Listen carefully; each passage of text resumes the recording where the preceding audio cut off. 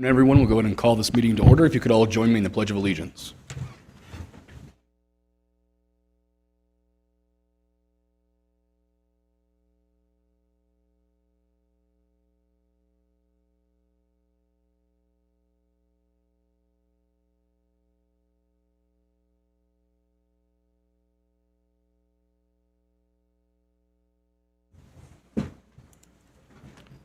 Thank you. We'll move to public comment. Public comment is limited to 3 minutes and general in nature, not relative to any agenda items.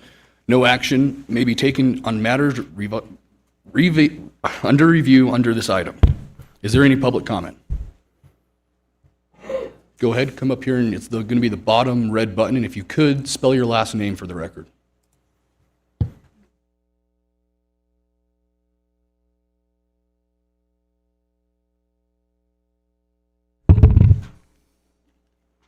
Hi, my name is Richard Grondin, and I am here as a concerned citizen of Churchill County. I just got word of this facility just a few days ago. Mr. Anyway. Grondin, if I could just stop you maybe at the beginning. This first public comment is for items not on the agenda. What?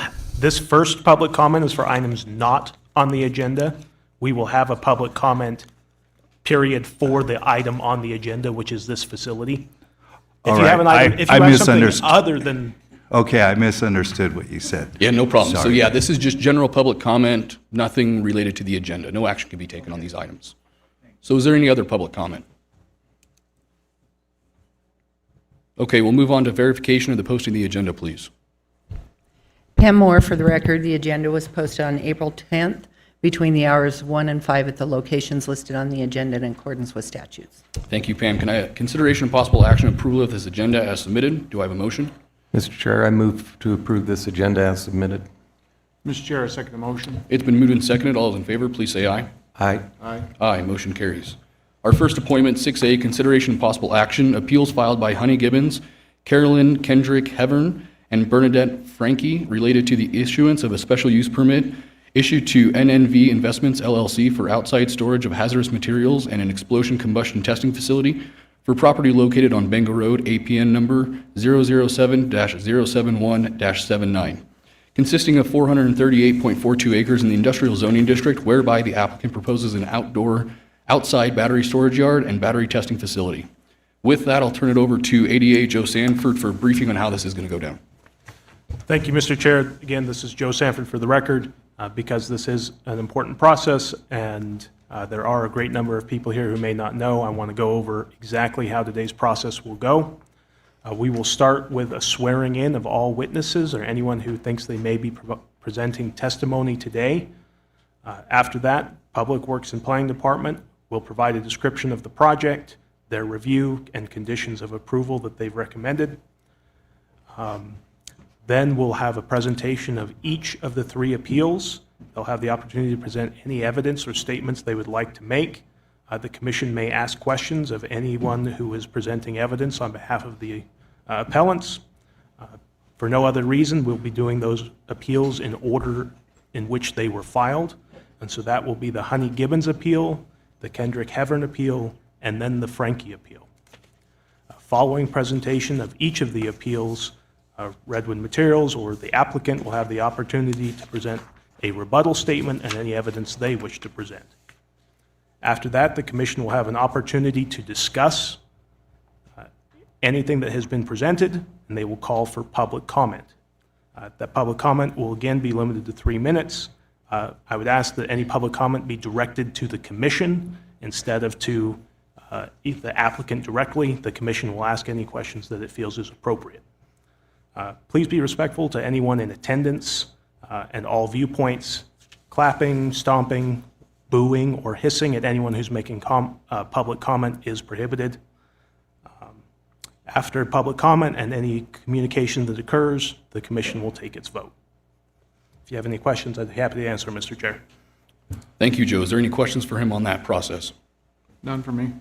Okay, we will move to our clerk treasurer, Linda Rotherly, for the oath. So if I could get Honey Gibbons, Carolyn Kendrick Hevern, Bernadette Frankie, our planning staff, Redwood Materials, any of your staff that's going to be providing statement, and anyone else in the audience that wants to provide statement. If you guys could come up here.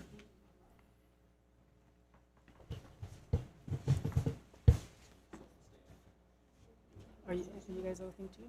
We do. No, I didn't think so. This is just our public.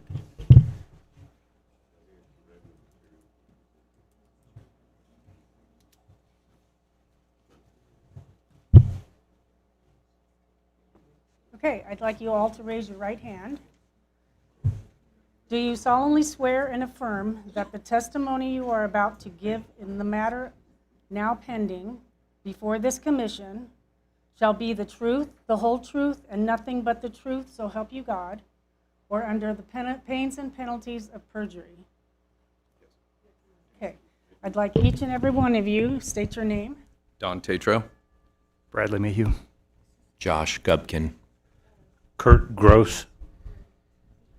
Kelsey Owens. Bernadette Frankie. Carolyn Kendrick Hevern. Candace Boynton. Honey Gibbons. Tara Byrne. Estelle Hockmeyer. Chairwoman Kathy Tooney. Thank you. This is just if you're going to provide testimony or statement in the matter. Okay, now that that's taken care of, we will pass the mic over to our planning department, Randy Hines, for a brief overview of this project and how it came about. Thank you, Mr. Chair and fellow commissioners. Randy Hines, Church County Public Works Planning and Building. Again, this is a special use permit for outside storage of lithium batteries. There's actually two uses to it. The first use is use one will store the end-of-life batteries on the property in an outdoor setting as staging for later disposition to different routes. And use two will do battery testing of those batteries that still have storage capacity to determine if these are suitable for later use. Based on these two uses, it was determined to be a general SUP. With that, I'll go into the description of each one. The outdoor battery storage is planned to cover 35 acres, and I think, Pam, if you could put that site plan up. And that's that green shaded area up north of Bango Road. It includes 3 proposed phases. Battery storage will, will be arranged in a grid pattern using 900 square feet, so approximately a 30 by 30 area, spacing of 10 feet or more, and a height limit of 10 feet. One of the conditions of approval actually increased the distance between the stacks to be 15 feet. The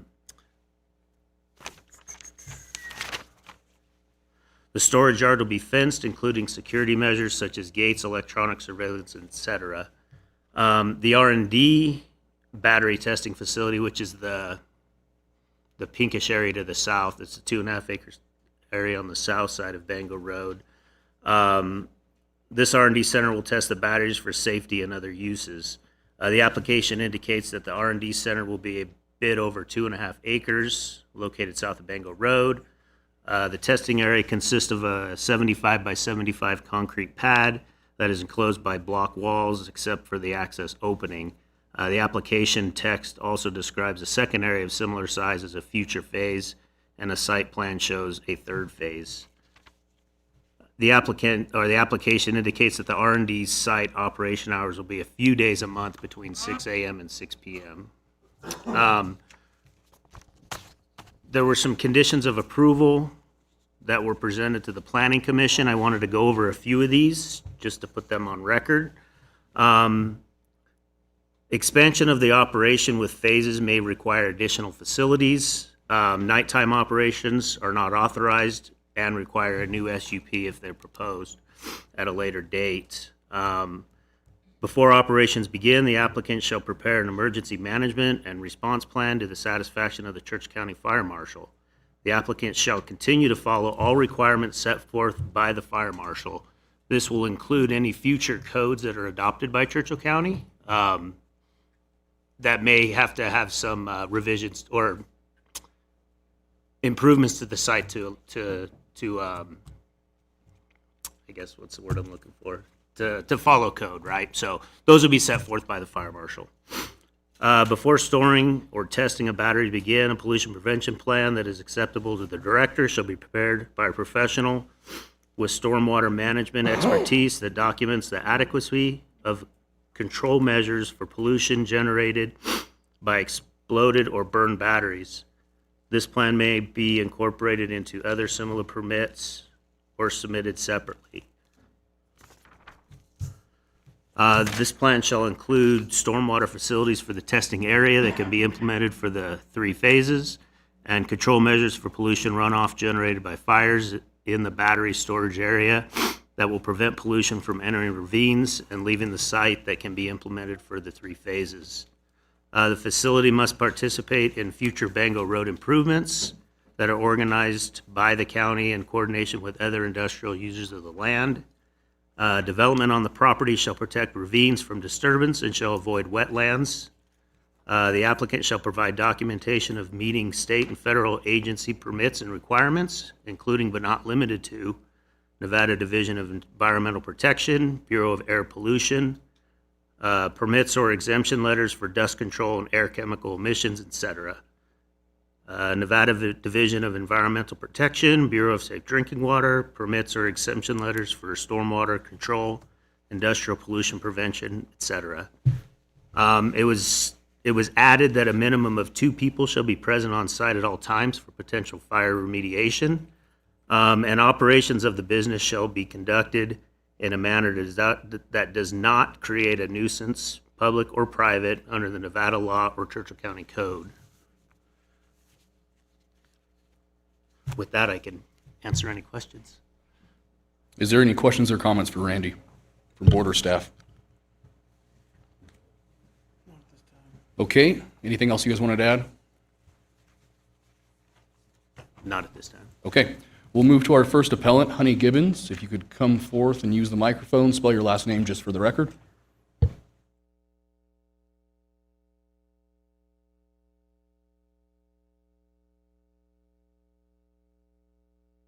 And it'll be that little button at the bottom of the microphone, the red one. All right, so my name is Tara Byrne, B-Y-R-N-E. All right, if you think this is safe, let's put it in your backyard. If you think this is never going to happen, to be chemical leaking into the ground, let's put your well under the battery pads.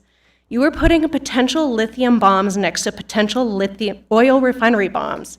You're putting the whole public in harm's way. What about a high-pressure gas line that runs through the property? Bet y'all didn't know that was there. New Nevada has a bunch of property on Lovelock Highway and I-80. Put it there.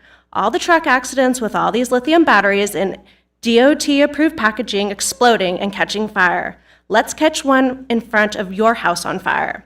It's not the lithium fire smoke that we're afraid of. It's the chemicals that release into the air.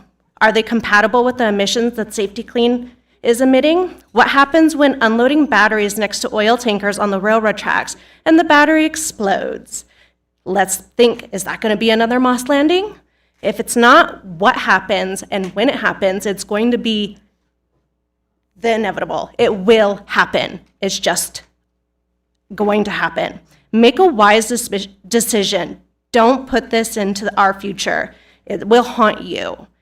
It would be known that the county commissioners Hyde, Ghetto, and Blakely were responsible for the potential harm and cause to your grandkids. Vote not in that location, but Lovelock Highway is a better option. Less public, county still gets the jobs and revenue. It's much safer. Plus, there's also other people that have put up information, some that I'm sure most of you didn't realize. In addition to the Truckee Canal following just east of the site of Bench Areas Canal, lateral borders north boundary and dips through the northwest corner. In the 2019 rezoning summary, the southern portion of the parcel, largely south of Bangor Road, is noted to have high groundwater and areas of wetland. Due to this, under the CCC 16.08.060 East, findings D, given the potential problems on the south portion of the site, it appears that the further studies by the property's owner should be sought to recognize potential issues before development of southern portions and avoid impacts and future problems. Just be wise. This is stupid. They have other places to go. Thank you. Thank you. There will be no clapping. Please, no clapping. Thank you. We'll move to our next appellant, Carolyn Kendrick Hevern.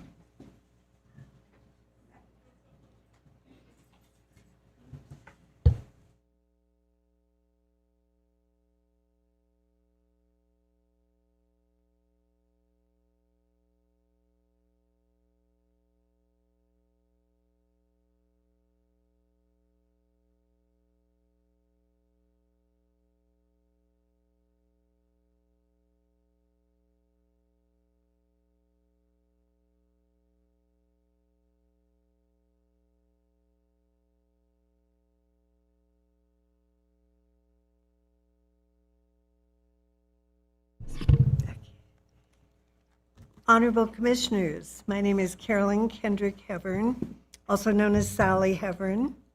This is my daughter Candace, who makes it possible for me to live at 701 Butte View on Swingle Bench. There's a copy. I filed the appeal because I'm surprised that the Planning Commission was able to allow the applicant, Northern Nevada, to have a special use permit. There wasn't a major one. When they referred in all of their meetings, which most of us didn't find out about till much later, that this was a special use permit application for outside storage of hazardous materials and an explosion combustion testing facility, which should have been filed under a major special use permit. But they went ahead and let it go through that way. A special use permit, which is major, definitely would involve something with lithium batteries because they are very volatile. They're very highly combustible. They have a special chemical reaction, which is ironic because the applicant expects to stack 900 square feet, 10 feet high of these batteries outside. Lithium batteries' favorite thing is heat to make it combust and to make it explode. And they're going to be sitting out there in our hot summer sun. Also, they generate their own oxygen, so that when you put water on them, the oxygen molecules get together and create more of a hazard and spread the fire. That's why the fires they've had at Moss Landing, at Fredericktown, Missouri, and many others. I've read that there have been 40 major fires. We've only heard about a few of them. There was one just last week in Scotland, but I don't know if they have the same rules that we have. The applicants did not answer all of the questions that were required besides filing the wrong use permit because they, let's see, I don't have all the pages up on the screen, but they answered no to will your project have characteristics that are normally objectionable to neighbors? Yes, we all along Highway 50, near Bangor Road, on Swingle Bench, would definitely have problems with this being placed where it is. It's just too close to people. It's too close, as my previous speaker said, to water resources. There is a pipeline going straight through the easement, going straight through the property. And while that easement has apparently been assigned to Northern Nevada, I'm anxious to hear whether there's still natural gas going to Silver Springs through that pipeline, because that combined with the oil recycling plant right next to it would be a major catastrophe. There were other places in the application where it was asked, will the project use large volumes of water? They put no. If there's a fire, you don't put out a fire of lithium batteries with water because, as I said, the oxygen molecules get together and just make the fire worse. That's why all of the major fires at Moss Landing and in Missouri and in other places, now they're having problems in San Diego, I understand, are just have to burn themselves out. The water helps cool them, but it takes 5,500 gallons of water to cool them and still let them burn themselves out, which may take 2 or 3 days. And that happened with a truck coming up from Las Vegas that was full of recyclable lithium batteries. It just had to, it closed the highway in both directions for 15 hours, and it had to just burn for 3 days. And still they used 5,500 gallons just to cool it down and try and get it not to spread. It's just too volatile and too dangerous. And the applicants are planning to have 300 gallons of water. Wouldn't do a lot of good. Let's see. Oh, the requirements for a major special use permit would require preliminary studies, preliminary investigations, preliminary discussions by experts like chemical engineers, so that it would be understood more how the way lithium batteries are so volatile and so combustible. None of this was done because it was passed as a general SUP. The EPA requires actually that lithium batteries be stored in well-ventilated buildings with temperature controls, and that really didn't do any good, even in Moss Landing and in Fredericktown, Missouri. They were in buildings, and the buildings exploded along with the batteries. However, sitting outside in the hot sun or sitting outside in water during the winters when we have rain or snow would just ignite the batteries.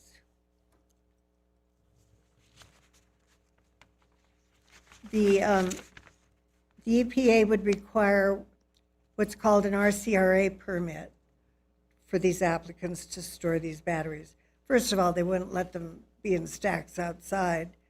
And the RCRA is Resource Conservance and Recovery Act.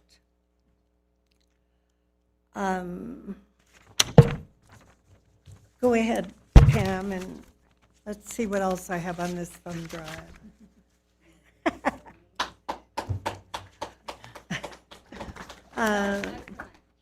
Okay.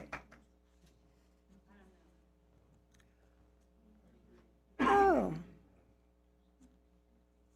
Is this my thumb drive? Oh, here we go.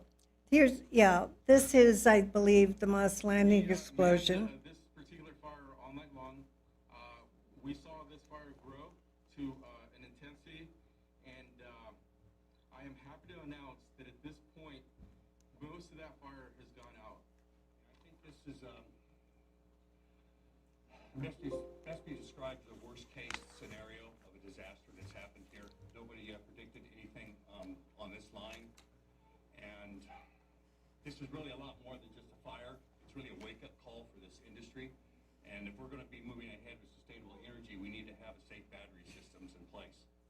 We have some preliminary numbers, as Chief Mendoza talked about, that the gas was not released, that will be a danger to the public. However, we're waiting for more advanced monitoring systems to arrive before the county's comfortable and I'm comfortable to lift the evacuation order. That was in January of this year. Manned this particular fire all night long.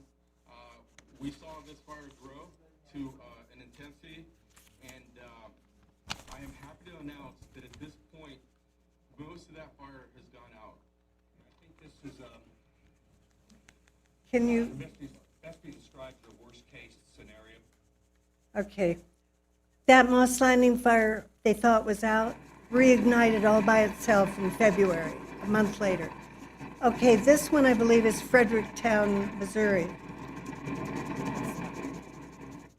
What? Does it say? Scotland. Oh, was that the Scotland? Okay. I'm having trouble reading. But that's what those fires look like. They don't just burn, they explode. Okay, this is Fredericktown. This just happened 6 months ago.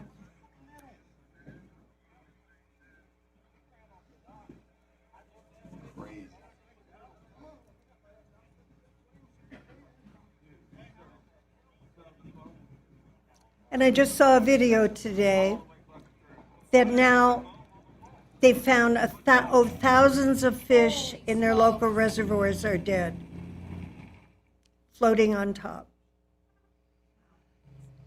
They're still checking into the air and water quality, but it's not good. That would be right out my window.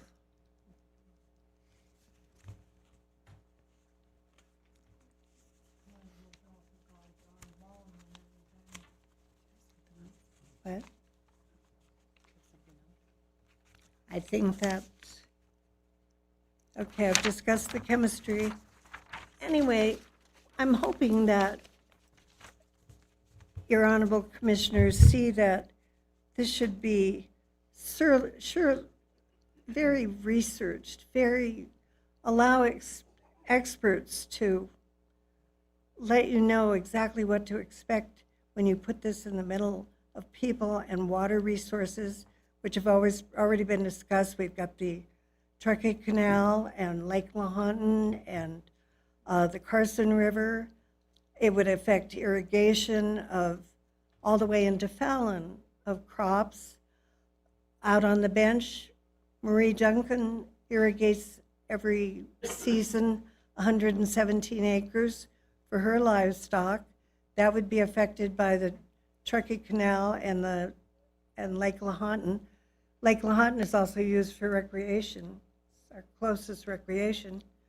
And one of these disasters would basically end it as we know it. So we're asking that you revoke the permit as it was granted, require that applicants submit an application for a major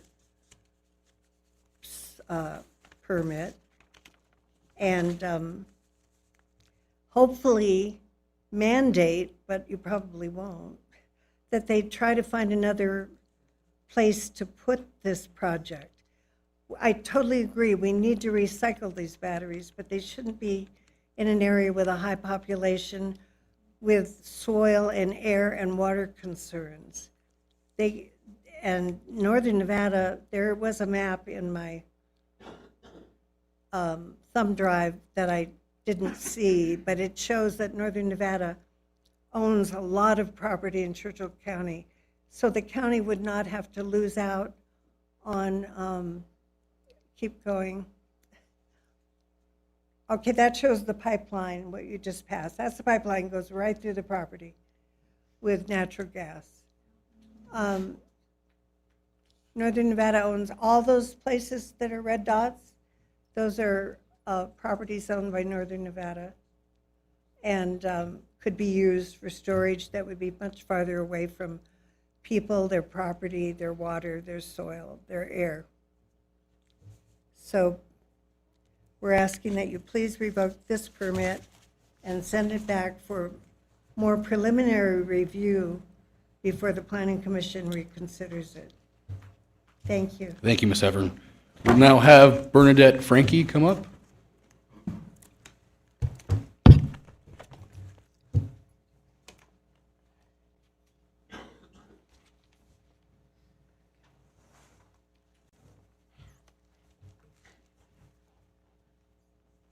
My name is Bernadette Frankie, 5555 Rivers Edge Drive, and she pretty much covered what I had written in my appeal, that there's so many unknowns to this, including, have there been any studies of having two hazardous industries side by side? One that potentially can have fugitive emissions floating over to a battery recycling and dismantling process. And has there been any studies of the temperatures that we have here, these batteries stored outside? I know they're supposed to be in the shade, but we could potentially have weeks and weeks and weeks of 100-degree temperatures in July and August. I understand it's zoned industrial. There's some questions, I think, floating around about when this zoning took place and what happened at that time. I think there should be more transparency about the zoning process up there. And then you heard in the two planning commission meetings that the people up there that live around the safety clean area, they're still subject to emission odors to this day. And up to this time, you'd think that this could have been solved. If these are state-of-the-art companies, spend the money to do it right. Because these odors shouldn't be happening in this day and age with the technology that's available. And it's a threat to the health and safety of the people that live around there. These emissions come down to our area on River's Edge. I can tell you when they're offloading the oil, you can smell burning oil. I can tell you when they have the stacks open, it smells like dead animal. And I can tell you when they're cleaning the stacks, it's some kind of a chemical that they try to disguise with another odor. And that's just the three that I'm familiar with. So I think that somehow the issues with the emissions from Safety Clean should be resolved before we go into another hazardous industry.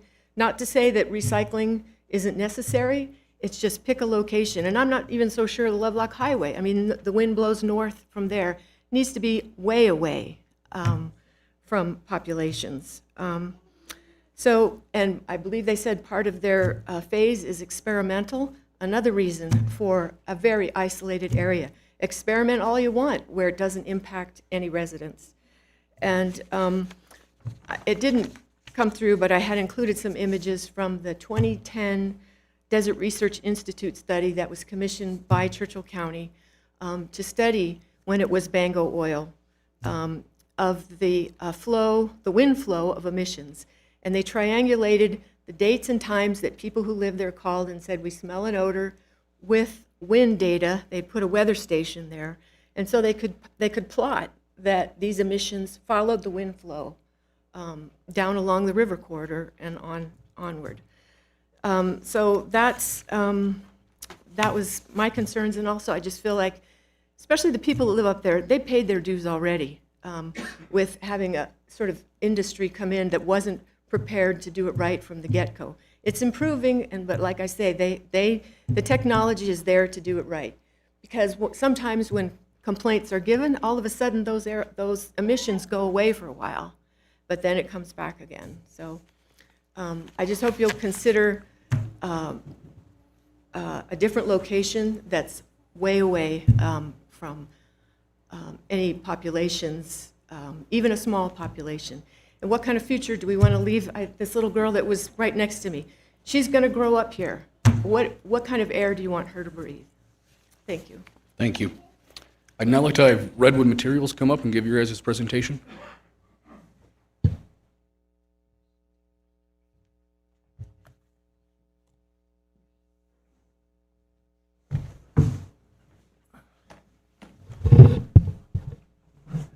Thank you, Commissioners, and Don Tatro, for the record, with Redwood Materials. Appreciate the opportunity to present before you today. And first, I did want to thank everyone for coming. I truly do believe it's best to have an engaged community. And I hope through this presentation and an overview of how we are different than some of the incidents that have occurred and what our plans are, also what we do as a company, I hope that those eases those concerns or totally does away with them. So, and also why we believe the special use permit should be upheld in regards to the appellant's assertions. So, if you don't mind, the next slide, please. So first of all, I kind of wanted to give a 101 of Redwood, who we are. We're a Nevada company. We started really when the Gigafactory was taking off, and there was a question of what do we do with all these batteries at the end of life, and where are we going to get this material, and how are we going to safely manage it?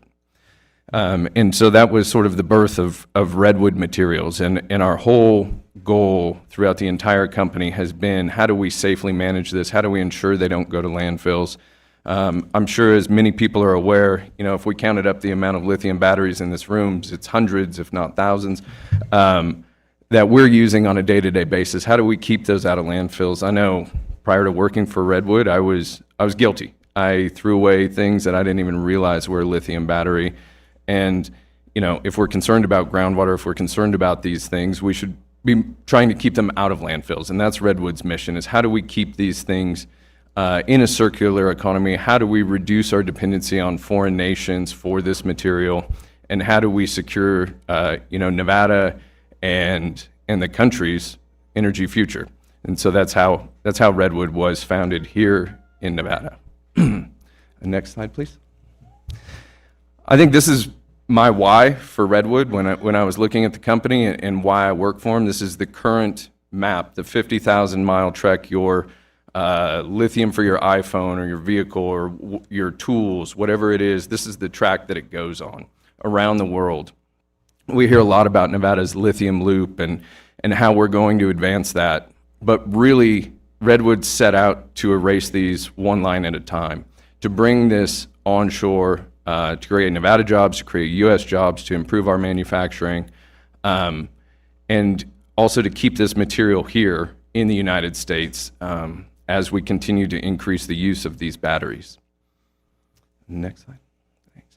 This is our current facility down the road. This is at TRI. We've been there, I believe, 4 years. So it's about 300 acres. Just for reference, those buildings that you see on the bottom, they're about 900,000 square feet. And to the right, that's our current storage facility, where it says live feedstock for recycling. And that's the road that I drive up every day to work. I've taken my kids up that road. We have over 700 people going to work there every day. It's not a concern for me every day when I drive up that road. I am not concerned about the air quality. I'm not concerned about the water. I'm not concerned about entering into anything of potential harm. And a lot of that is through our mitigation techniques and really how we're at the forefront of doing this as safely as possible. And that feedstock for recycling, we pay for that. When it comes out the other side and we manufacture it into battery materials for production in the United States, that's what runs our business. So fires are something we don't want at all costs. And we do everything we can to mitigate that risk. What's proposed before you today is on a larger acreage, but we're focused on the 33 acres of current storage. So a similar footprint there. Next slide, please.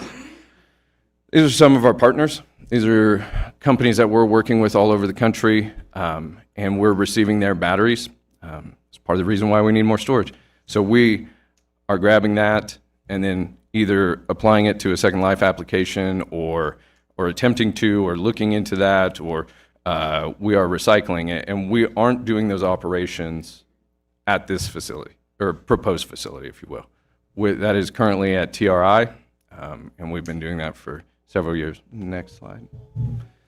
This is just what we did last year. So I think this is a great kind of show of the progress we've made here in Nevada to have a true impact on our energy independence, on our production and our manufacturing. So 1.6 billion cell phones. We've recycled that much material, and we've kept that in circularity. So when we recycle these, an atom remains an atom. Lithium remains lithium, nickel, cobalt, et cetera. We are able to get over 95 to 98% of that through our processes. Again, down at TRI, not at this facility, but we are able to extract that and use it indefinitely. And so I think as we look to the future, I truly believe this is a monumental step for Nevada, the lithium loop, as well as the country. Next slide. just through our recycling efforts and where we are today and what we've been able to accomplish, we consider ourselves the first nickel mine in the United States, the first exporter of lithium in decades. We are able to grab this. We hear about a lot of mines or potential extraction in Nevada and a variety of other places. But because we are recycling, we are already able to grab it from your existing cell, from your tools. We are already miles ahead at keeping this here in the United States. Right now, if you extract lithium in Nevada, it still has to enter that 50,000-mile loop around the world, predominantly in Asia, to make its way back here to go into a battery. As part of our process and trying to be good stewards of the environment, originally, as we set out, we brought in Stanford to look at our processes and the impact that would have. We had them open book for 2 years. It took so long to study this because as they identified issues, we were able to fine-tune our processes, and we will continue to do that indefinitely. But they found through mined material, we're an 80% reduction of energy, 80% reduction of water, and 70% reduction of CO2 of mining that actual material that we all use on a daily basis. And I think it speaks volumes that we opened our doors to them, showed them the processes, and set out to continue to push these numbers down, to continue to make it a better environment, to continue to do that. We are an entirely closed-loop system, so our process starts, we don't have cooling pump, we don't have any waste. Through our entire process, it's circular. It's made to protect the environment as well as keep this material in circulation. This is today. This is our pad, and thanks for those who have come and toured it. This is 33 acres existing of batteries, and where we are currently storing them, we just need additional space. As I mentioned, the increase in the use of lithium obviously has increased the inflow to where we are. And so this is what it looks like.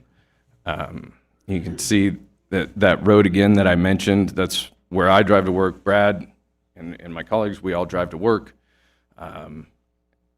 every day. And I go to work in that office right behind there.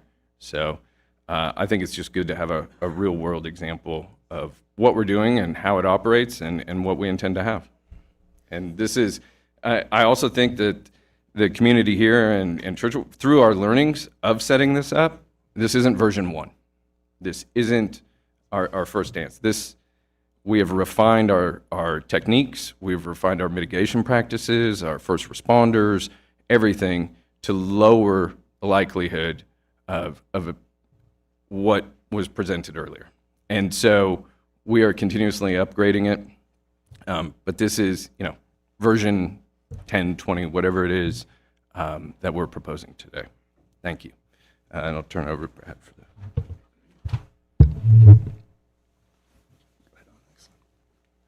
So I'll walk through the 2 special use permits and proposed operations at the site.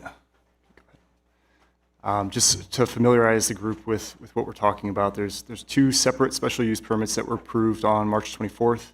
The first in the green is battery storage. This is outdoor storage of the 30 by 30 grids that the Planning Commission had mentioned earlier. That distance from Safety Clean there is about 5x further than any event we've ever had in terms of issues. So we've done it. We've placed these 2 locations with a abundance of caution in terms of our neighbors and the local risks associated. The second special use permit is an R&D and safety testing. This one is one we'll go into in a little bit more, but this is testing of batteries to ensure that they're safe for second life usage or other applications. So first on why did we choose this property? I know there's a number of properties available. We worked with the local government on this, and actually before we even before we made an offer on this property, confirmed that the zoning was appropriate for the usage. So this is a industrial section of the community, zoned for industrial purposes, appropriate for the storage and research and development activities that we're intending to do. This is similar to what we do today at our existing facilities in Tahoe Reno Industrial Complex. Sorry, if you could go back for a second. I do want to call out too, though, that just this isn't something that's just regulated by the county. This has federal, state, as well as county oversight. So some of the agencies that we work with, Department of Transportation, ensuring safe transport, packaging, handling of the materials as it comes through the community. EPA and more locally, Nevada Department of Environmental Protection. These agencies monitor Redwood's operations to make sure we are handling the universal waste appropriately. We have a pollution prevention plan, and we're not putting the community at any risks. OSHA ensures that we, have safe practices for our employees, the people who are there in this area every single day. And then we work with local fire departments and actually fire departments across the country, ensuring that this meets international fire code standards, has appropriate emergency action plans.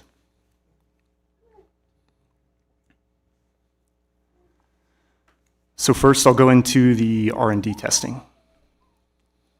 So we will do two types of testing at the kind of small 2-acre plot of land. We've sectioned this plot of land very far away from the safety clean site and the junkyard on the south side of this property. The first type of testing, and this is what most of our operations will be a diagnostic testing.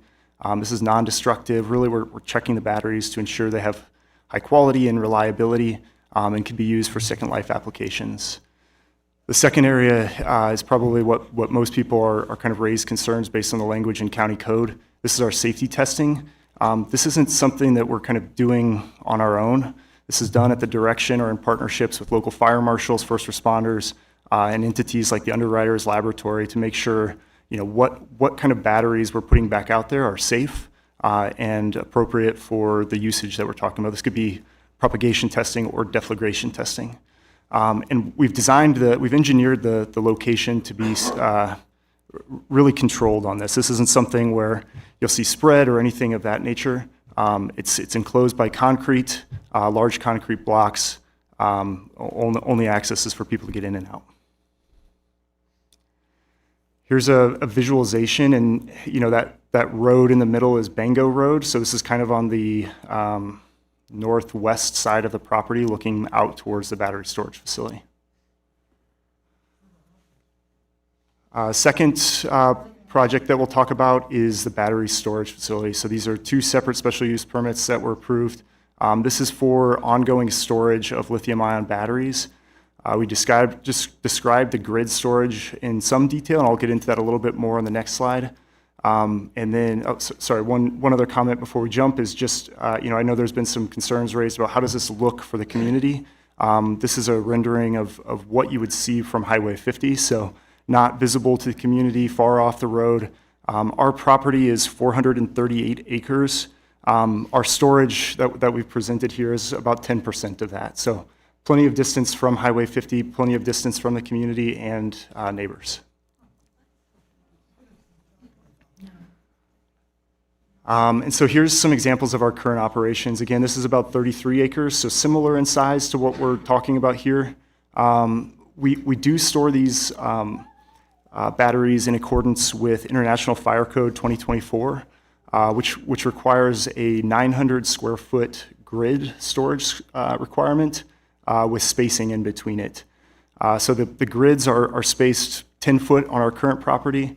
The Churchill County Fire Marshal has required 15-foot spacing. This prevents, if there were to be a fire, for propagation from one grid to the next.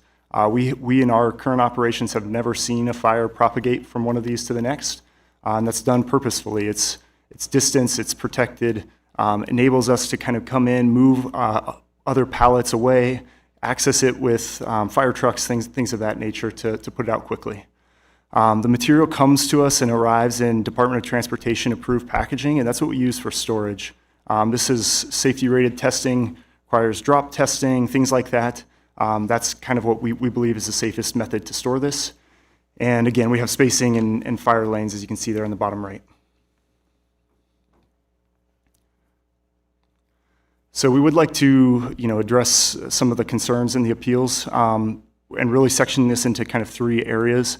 First is the use, or the major versus regular special use permit. We won't be addressing that directly. We feel that's the county's responsibility to address and kind of out of our scope. Second is a lot of concerns have been raised around Bango Oil and Safety Clean. That's not our operation. We aren't Bango Oil, we aren't Safety Clean. We won't be addressing any of the concerns with the neighbors associated. But we will be going into site and special use permit concerns.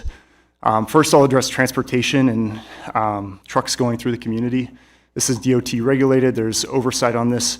This is the same sort of process as your standard truck drivers, licensed, packaged appropriately, things like that. So I don't believe there should be concern from the community around this. This is regulated heavily through DOT.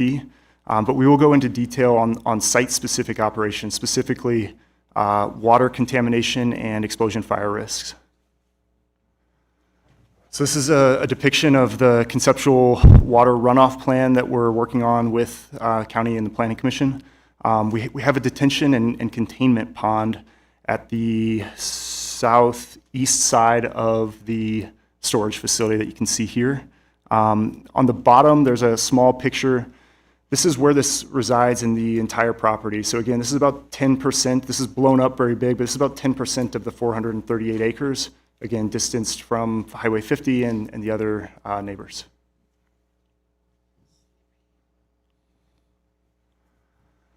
So our water management, stormwater, firefighting water, this is something that is regulated by multiple agencies. We have stormwater pollution prevention plans, emergency action plans, and spill response plans.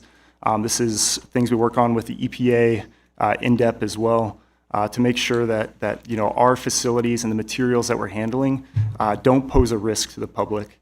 The normal operations, our battery storage, won't be producing contamination beyond the immediate area. We don't accept leaking batteries. This is considered hazardous waste, and that's not something that will ever come to this facility. We will have a detention and retention pond. This is really intended for if there is a fire, we put water on the batteries. How do we ensure that water doesn't get out in the community? It will all funnel into this detention and retention pond. Will be temporarily held there and then remediated by third parties to make sure that it's handled correctly and the contaminants are removed and not entering the community. I believe there was a comparison made to Moss Landing, which is some of the videos that were shown. I would like to kind of go beyond what was shown on the news in the 24 hours after the event. One, show why our facility is different, and two, what even the worst case absolute disaster type of situation posed in terms of health risks to the community.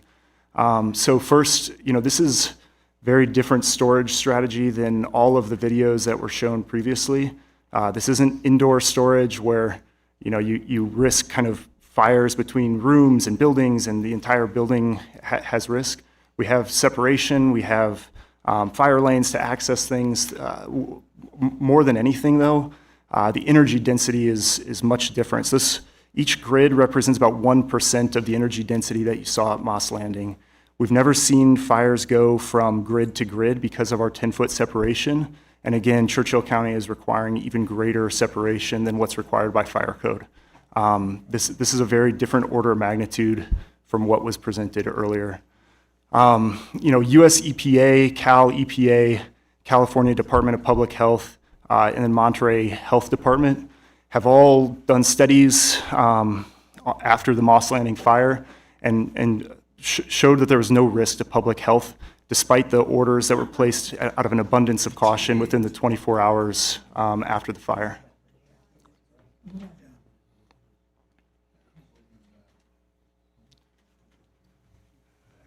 At the end of the day, as Don mentioned, this is material that we're purchasing. This isn't trash that we want. This is material that's good for our business. Best thing for us to do is prevent and respond to fires as quickly as we can. Again, our special use permit meets or exceeds requirements in International Fire Code. We're 10 foot of separation between grids and have agreed to 15-foot separation with the county, 20 foot from any building, lot line, public street, public alley. And we will have fire alarms on the property. Specifically, we'll use forward-looking infrared cameras, FLIR cameras. These are state-of-the-art equipment to visualize for our security department any thermal risk associated with the property. So these FLIR cameras can detect any kind of oddity on the property as it pertains to heat. So it could be, ground squirrels we've seen, could be employees, lighting a cigarette. These are all things that we've detected and been able to respond to appropriately as needed. We do have in-house emergency response capabilities that help to reduce the strain on local emergency departments, specifically the fire department here. So we have 24/7, 365-day staffing monitoring these alarm systems. We will have 24/7 response on the property as well. As mentioned, at least 2 people, 24/7, and emergency response vehicles equipped to suppress the fires. We will keep isolation areas and stabilization containers to mitigate any thermal events that occur too. And this is just an example of those FLIR cameras. It's a little difficult to see, but you can see kind of on that center photo, a blue dot in the very far back. That would signal alarm. This is some sort of heat profile that is evident on our property today, and would kind of indicate to our security team that you should go check this out. It could just be something getting warm, could be anything, but at a moment's notice, we'll have some sort of profile of that.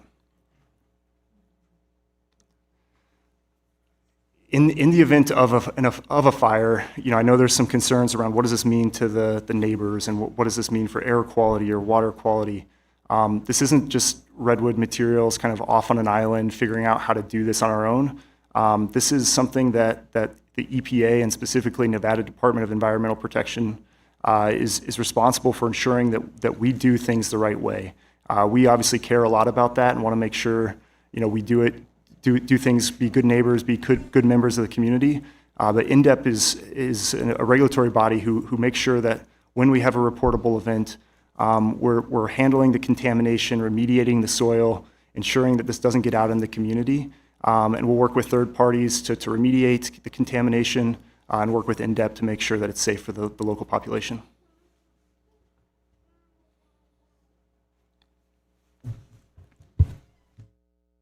So finally, after, in our kind of to close it up and close the loop is our company logo is, we are trying to build this circular, sustainable supply chain. We are trying to increase manufacturing, and we're trying to be good stewards of the environment. We're trying to keep this out of landfills. And so that is our whole company mantra. That is our North Star. And then finally, this is currently zoned industrial. When we're looking at this, we believe that, we are upholding the merits of the code, and that the approval by the Planning Commission should be upheld. And I believe that, through the presentation, we've shown that. We already have, over 27, nearly 30 people coming from Churchill County to the facility that I showed you earlier that are employed with us. We will have 15 to 25 new jobs just for these special use permits shown today. And we look to be good partners of the community. And so with that, I'll answer any questions. Thank you. At this time, I'd like to open it up to board or staff for any questions, comments, concerns.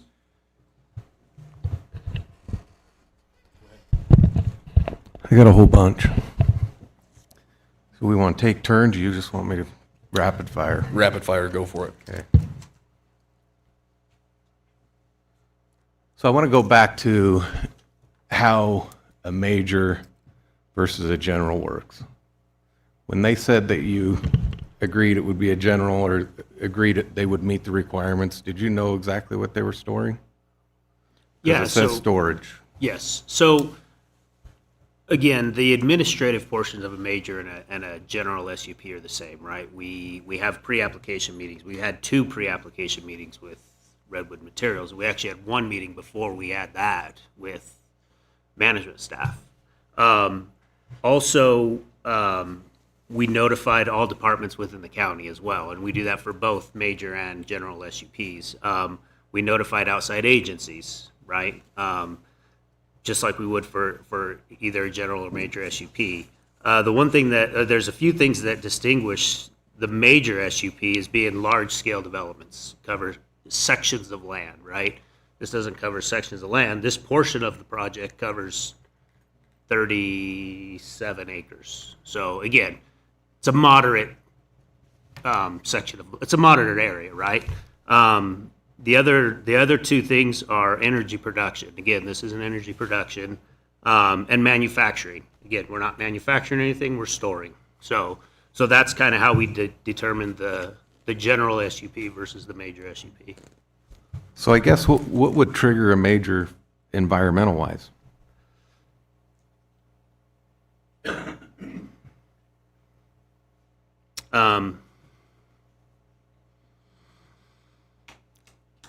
Yeah. Oh, I'm sorry, I couldn't hear all of your question. Can you repeat it? What would trigger a major SUP in considering environment? As Randy indicated, very large-scale projects are the traditional subject of major SUPs in the county, and all the geothermal plants, all of the solar plants, the Corsag geothermal exploration project might be an example when they come in for their power plants. Smaller scale projects generally don't get designated as a major SUP. If you have some more specific question, please go ahead. I'll come back to that if I need to. So I've done a lot of digging, and I was at your place last week, and more questions arise. I'm a big resource guy. I use my resources, and I've spent more time than I've spent on anything in a long time right here. So these batteries that you're getting in, they're DDR, correct? Some would meet that classification, most don't, though. Okay. Would you say, I've spent a lot of time, but I'm not a lithium battery expert. Would you say DDR batteries, for you guys that haven't done a lot of research, damaged, defective, or recalled, would you say that they're safer to store than, say, a new battery plant that has new batteries? I would say the DDR batteries pose higher risk, but in comparison to like a new battery plant, this is much different in terms of energy density. So we recognize that there is risk with these, and we keep them very far spread apart. So I would say lower risk overall versus what you're describing. Right. I mean, there's risk in pretty much any industry. You know, we can agree on that.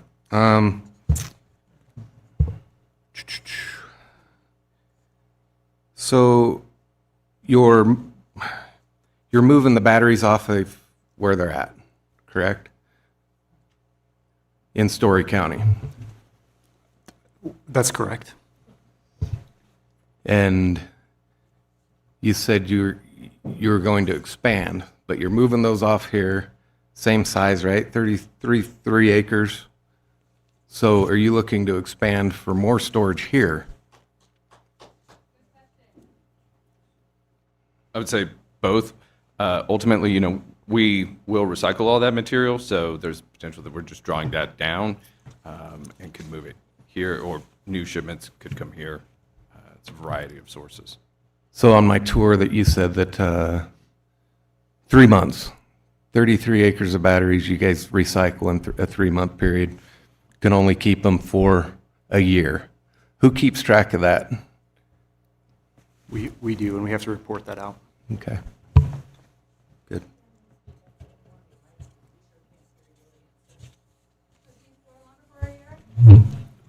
Estelle, if you could wait till your public comment, that'd be great. No, yeah, that's fine. I was talking to Estelle, yeah. He said they keep track of the year. No, they're required to get rid of them, recycle them within a year. Have you guys, has the EPA, did they come out when you were starting to store batteries? Did they do an initial soil sample? And have they done any soil samples since how long you've been storing? About 3-4 years? We have worked with the EPA directly on written determinations for the property, designations for what the site is doing. I am not aware of soil samples associated with their concerns. I think that's because there aren't a lot of concerns around soil contaminations with this. But to to my understanding, to my knowledge, I don't believe the EPA has sampled our soil. I would agree with you because I've done a lot of research through the EPA, and it seems like they don't want to even touch this. 2023, a memo came out, and it really didn't explain anything. And it's not just your industry. Hey, I love what you're doing. I 100% agree with what you're doing. My concern is, I live here. I've lived here for 52 years, just my whole life. My concern is I've got to get facts, right? I can't, in this seat, I can't just look at this, objectively. I have to look at it with facts. So if it feels like I'm not hammering you. I'm just trying to gather the facts because my duty is to keep this community safe. So I'm not hammering you. It may seem like that, but I just want to make sure I'm doing my due diligence. Yeah, and if I may add, as I think about this a little bit more, your question, we do have soil samples associated when there is a fire at the property, and we remediate that. So that is when we have had to give soil samples. I don't believe we had to do one at the start of our operation, though, but they do monitor it after thermal events. Now, I will tell you also on my visit to your site, I had some concerns about the clay pond. Okay, I'm not an engineer. Those concerns were cleared up. If there's an event, you dig the pond out, send the soil off. Okay, I get that. My concern is in what time frame do you do that? Is there a required time frame that you get that done? There would be an immediate response action, absolutely. Okay.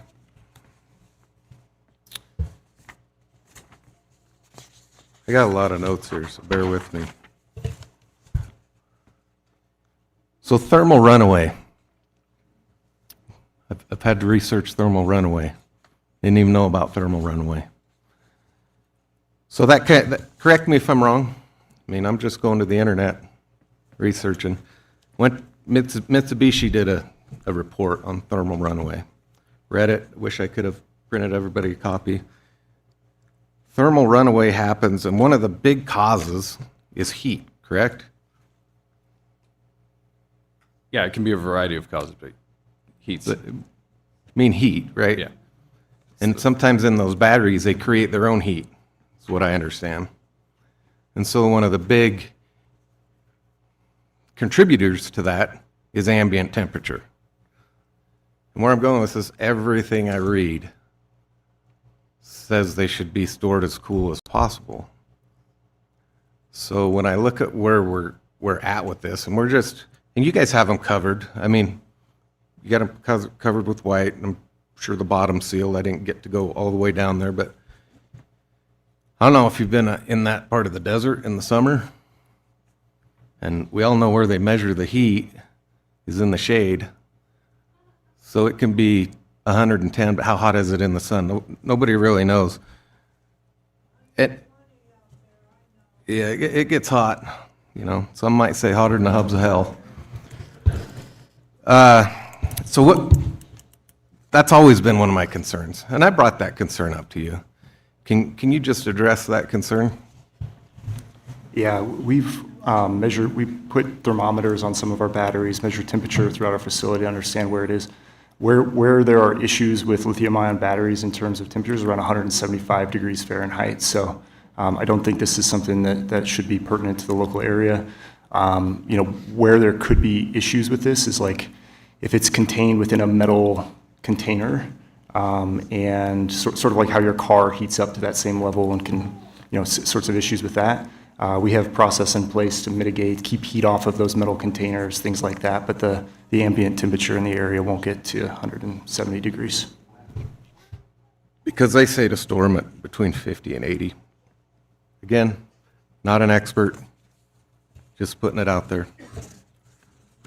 And that comes from, Mrs. Heverin. She mentioned something. She clearly did some of the same research I did with the EPA.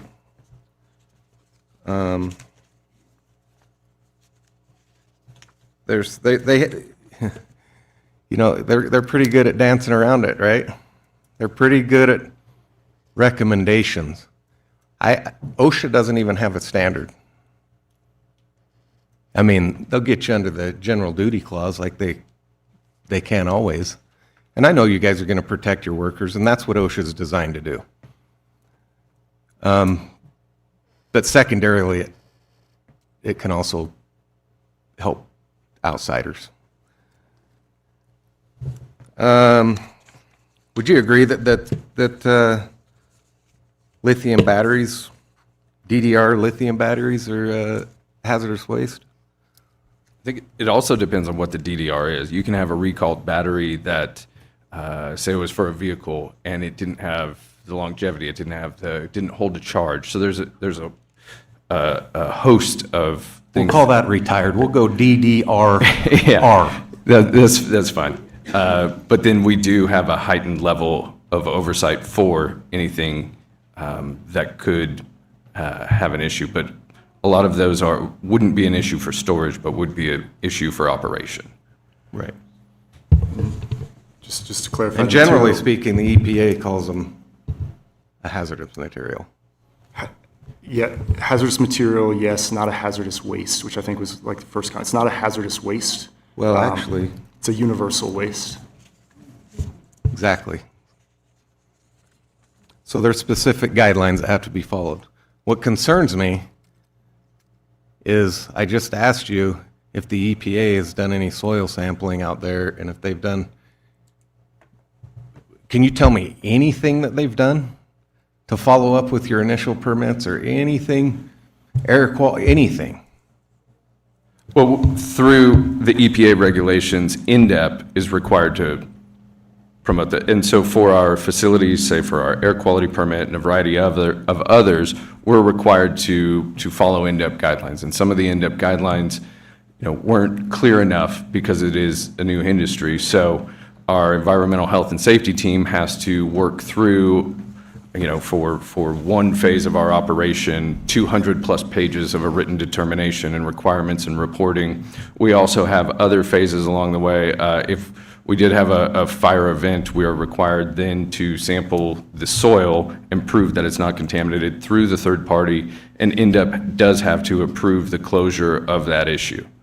So while there wasn't initial sampling, yes, there are ongoing items that we have to maintain and comply with and work with through INDEP, through the hundreds of pages of regulations that we have and the reports that we have to submit weekly, annually, quarterly, depending on what it is in our operations.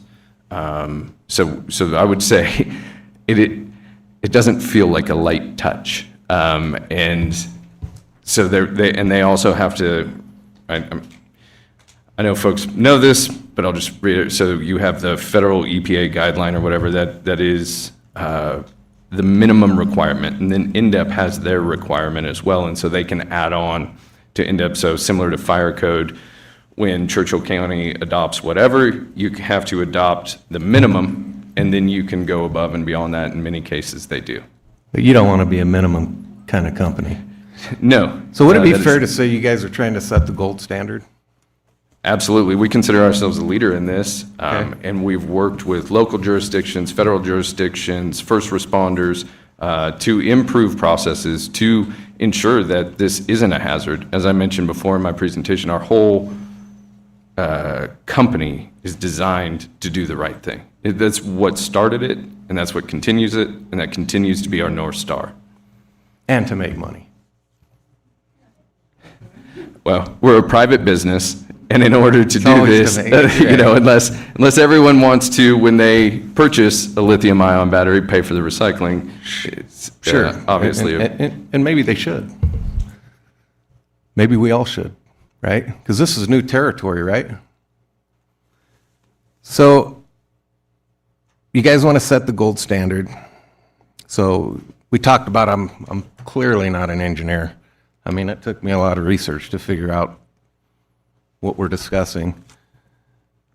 So setting the gold standard and beyond, right? Because they're likely to come out with some stiffer regulations on storing these, correct? So with whatever they come out with, do we have anything, requirements for storage of lithium batteries locally, just with the fire department, what they've done? I'd say that would probably be a better question for Mitch, or if there's. I mean, there's somebody from the Mitch fire spoke, department I here. was here last Yeah. time, we Yeah. all heard that we extended it to 15 feet, but I'm Correct. talking about remediation, I'm talking about getting that water, 'cause right, if we're gonna put this fire out, we're gonna use water, or we're gonna use, what is it, F800 foam? F500. F500, or Fire X? So is that the standard now to use, the foam? We found it to be the best. We continue to look at every design and every application. I think a good example of us trying to be the gold standard is we just recently had several fire marshals who are looking at the new state fire code to our office and to review some codes that we had some questions on. And one of our first ones was, we don't believe this is stringent enough. It was fire rating for walls for indoor storage, and if you're going to do that, there's a lot more risk involved. So we actually said this should be more, and that was one of our codes that we presented to them to be more stringent. So I think that's a great example and highlights a very recent scenario where we went above and beyond. We could have just said, fine, we don't care, but we do care. That's good, because we care. So I'm going to bounce back to the clay, just for a minute. So you had an engineer do the clay. You know, I'm not really sure about this clay. I've made that clear. So to me, let's say we had 33 acres of pavement with good drainage that ran into a 100,000-gallon tank that had monitoring wells around it. Make sure that tank stays good, right? Because you want to be alarmed. Would that be something to consider? Gold standard. So from what we're looking at, gold standard, and through the engineers, and we are open to the best practice, but the clay, it's self-healing. So a lot of times with an impermeable, I guess, layer, you can actually get a leak. And that can go undetected. So with the clay, it's much easier to just to create that same barrier and same thick, and make it impenetrable enough, similar to the other surfaces that you're kind of referring to, and then to be able to dig and make sure you don't have contamination. You can seal it back up. You don't have the risk of an undetected leak. You don't have as much risk there. But again, if the gold standard changes, we'll change with it. But you're setting it.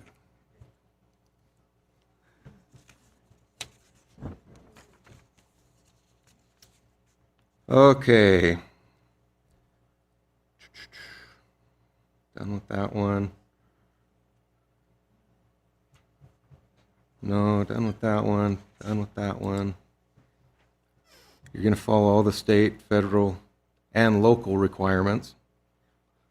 So as far as the storage, not the firefighting part, as far as the storage part of any batteries, I don't care if it's lead acid, I don't care. Do we have a standard locally?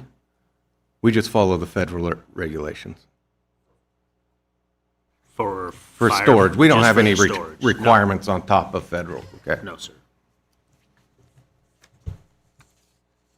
So, Commissioner Howard, if it helps you, the current SOP of the fire department does not have any policy towards extinguishing a lithium battery fire. no policy. No, not at this time.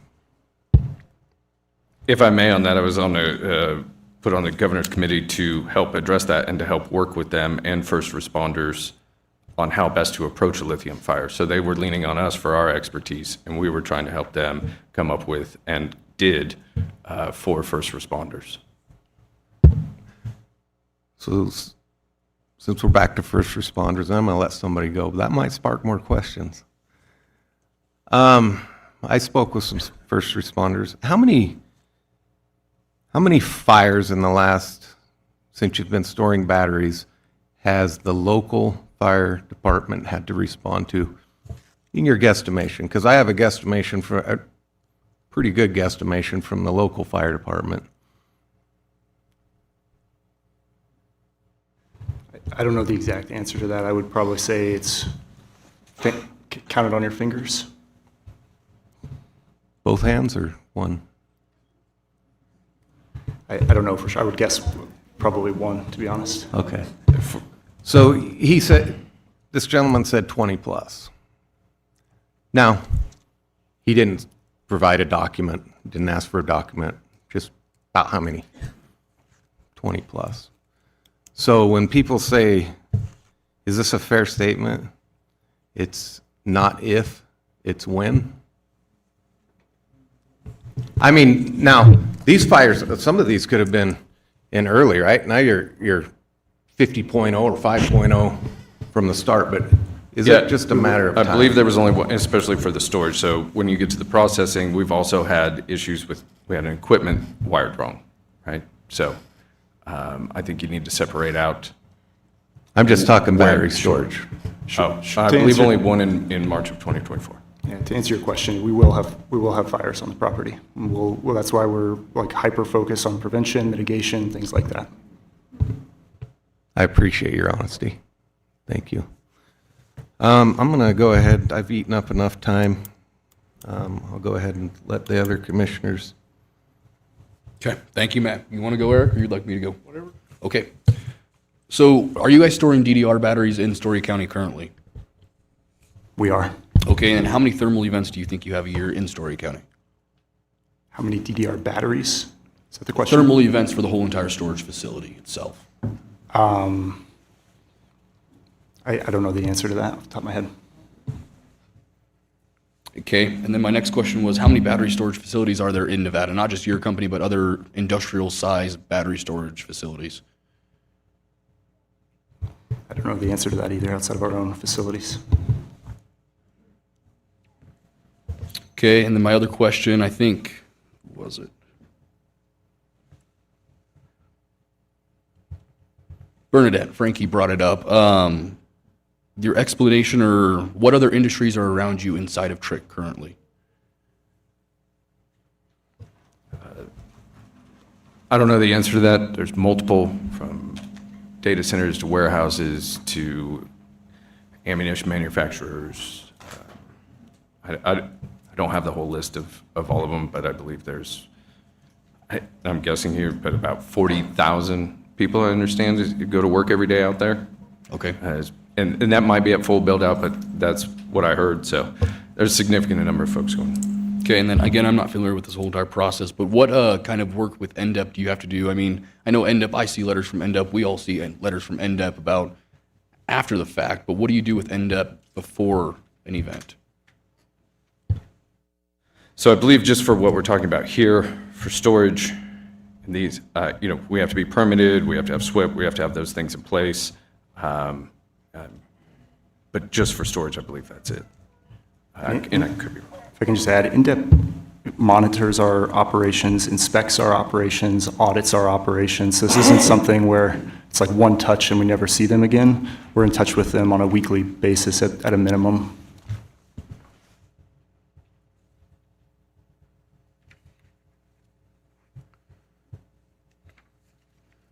Okay, that's all I've got for right now. Any other questions or comments from board or staff?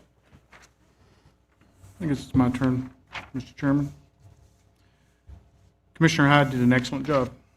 If I was a teacher, I'd give him an A+. I do have a couple follow-ups with him. It's disappointing. I don't think I got the answer from staff that I wanted about a major SUP and battery storage. So I didn't like that answer. The thermal runaway, its recommended temperature, as he mentioned, 50 to 80 degrees. We already know that the temperature here is 175 degrees or so. Why do you think it's okay to go above that recommendation that's been written and is out there? Can you explain that a little bit further, why you think it's okay that they can be hotter than that? I'm not familiar with that recommendation or where it came from. Our own internal testing is where that number of 175 degrees has come from. We've monitored this. Again, we have thermometers on different pallets throughout our facility.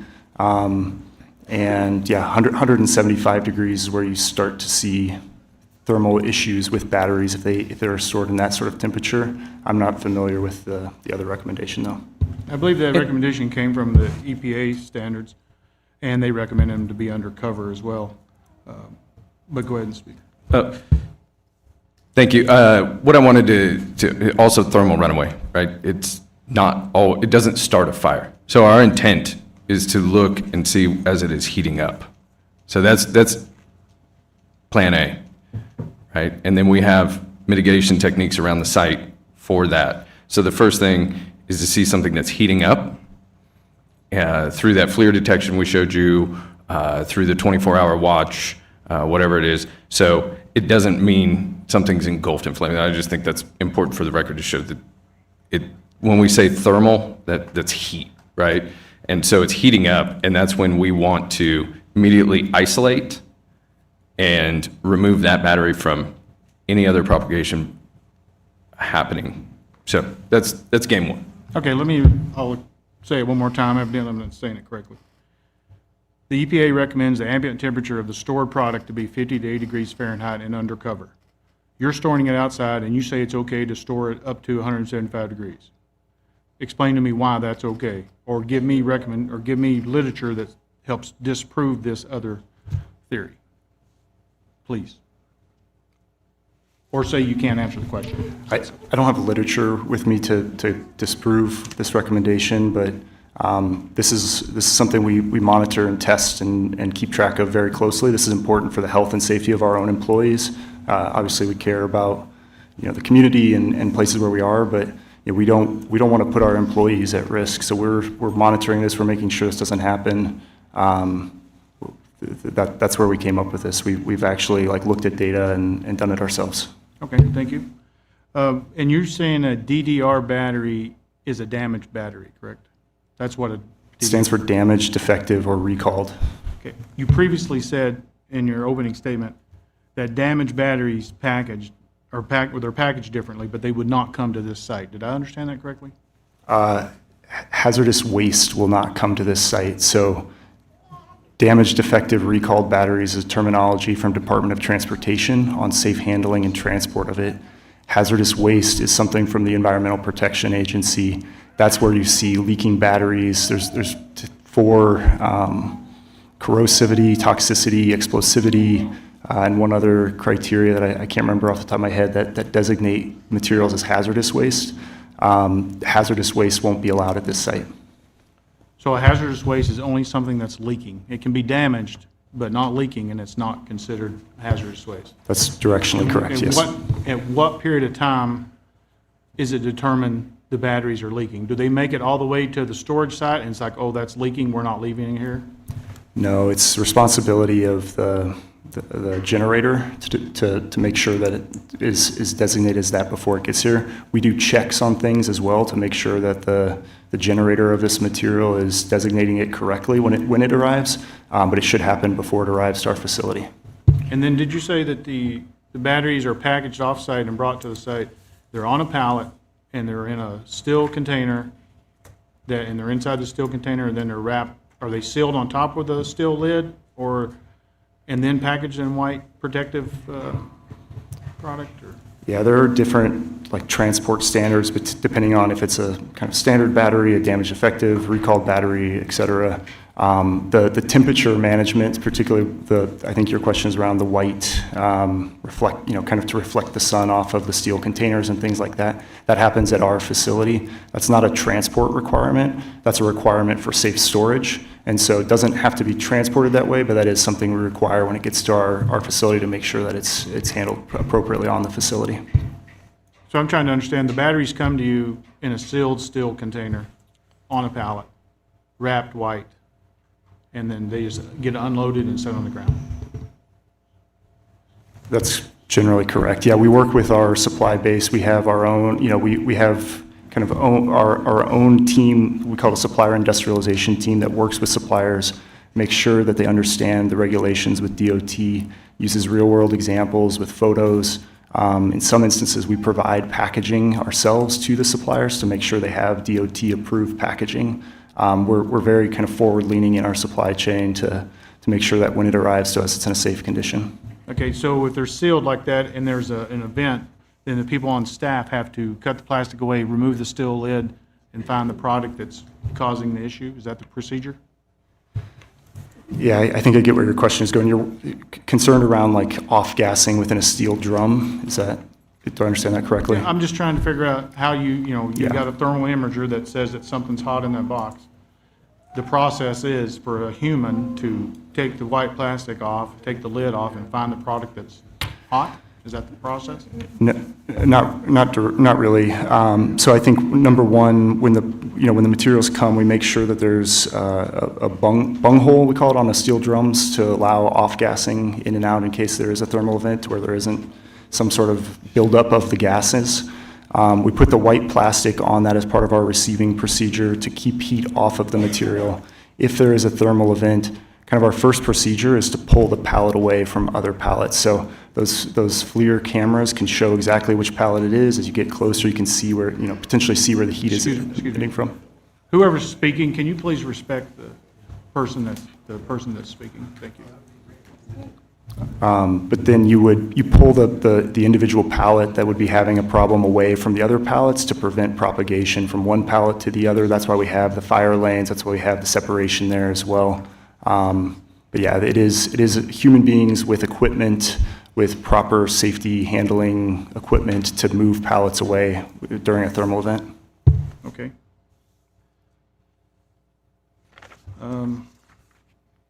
So it's, as the planning commission, they have findings of facts that you have to prove and make sure that you're meeting all those.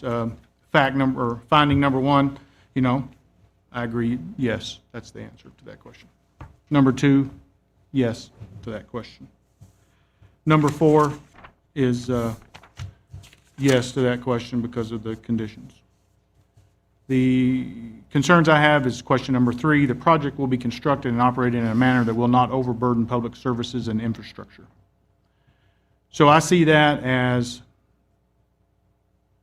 Commissioner Hyde spoke, that another county's fire department has had to respond several times. So in a period of a year, how many times do you think the fire department should respond to your facility and not be considered being overburdened?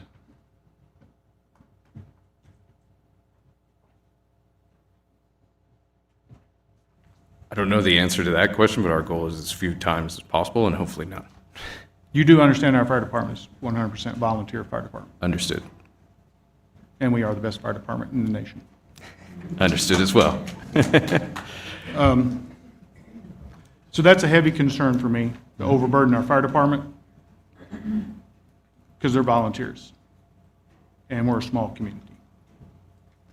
Also, water supply. Let's just say we have a major event, and you can't tell me that you know for sure that you could not have a major event. So there's a certain amount of water that probably needs to be stored on that property at all times, because we're a volunteer fire department, and we only have so many trucks with water. So how much water do we need to spray? If that's the method, it's still unknown if water's the correct method. It can only help, right? It can only keep things cool, and to my knowledge, you're really keeping it cool so you can let it burn off. But you still have to spray water, periodically to keep it cool. So we have so many trucks with water, but when we run out of water, it's going to take a while to establish a water shuttle.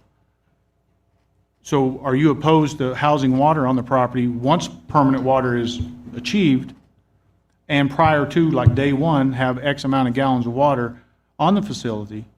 And I'm just saying, just because of my knowledge of the fire department, that a tank that holds 50,000 gallons of water could suffice for that parameter.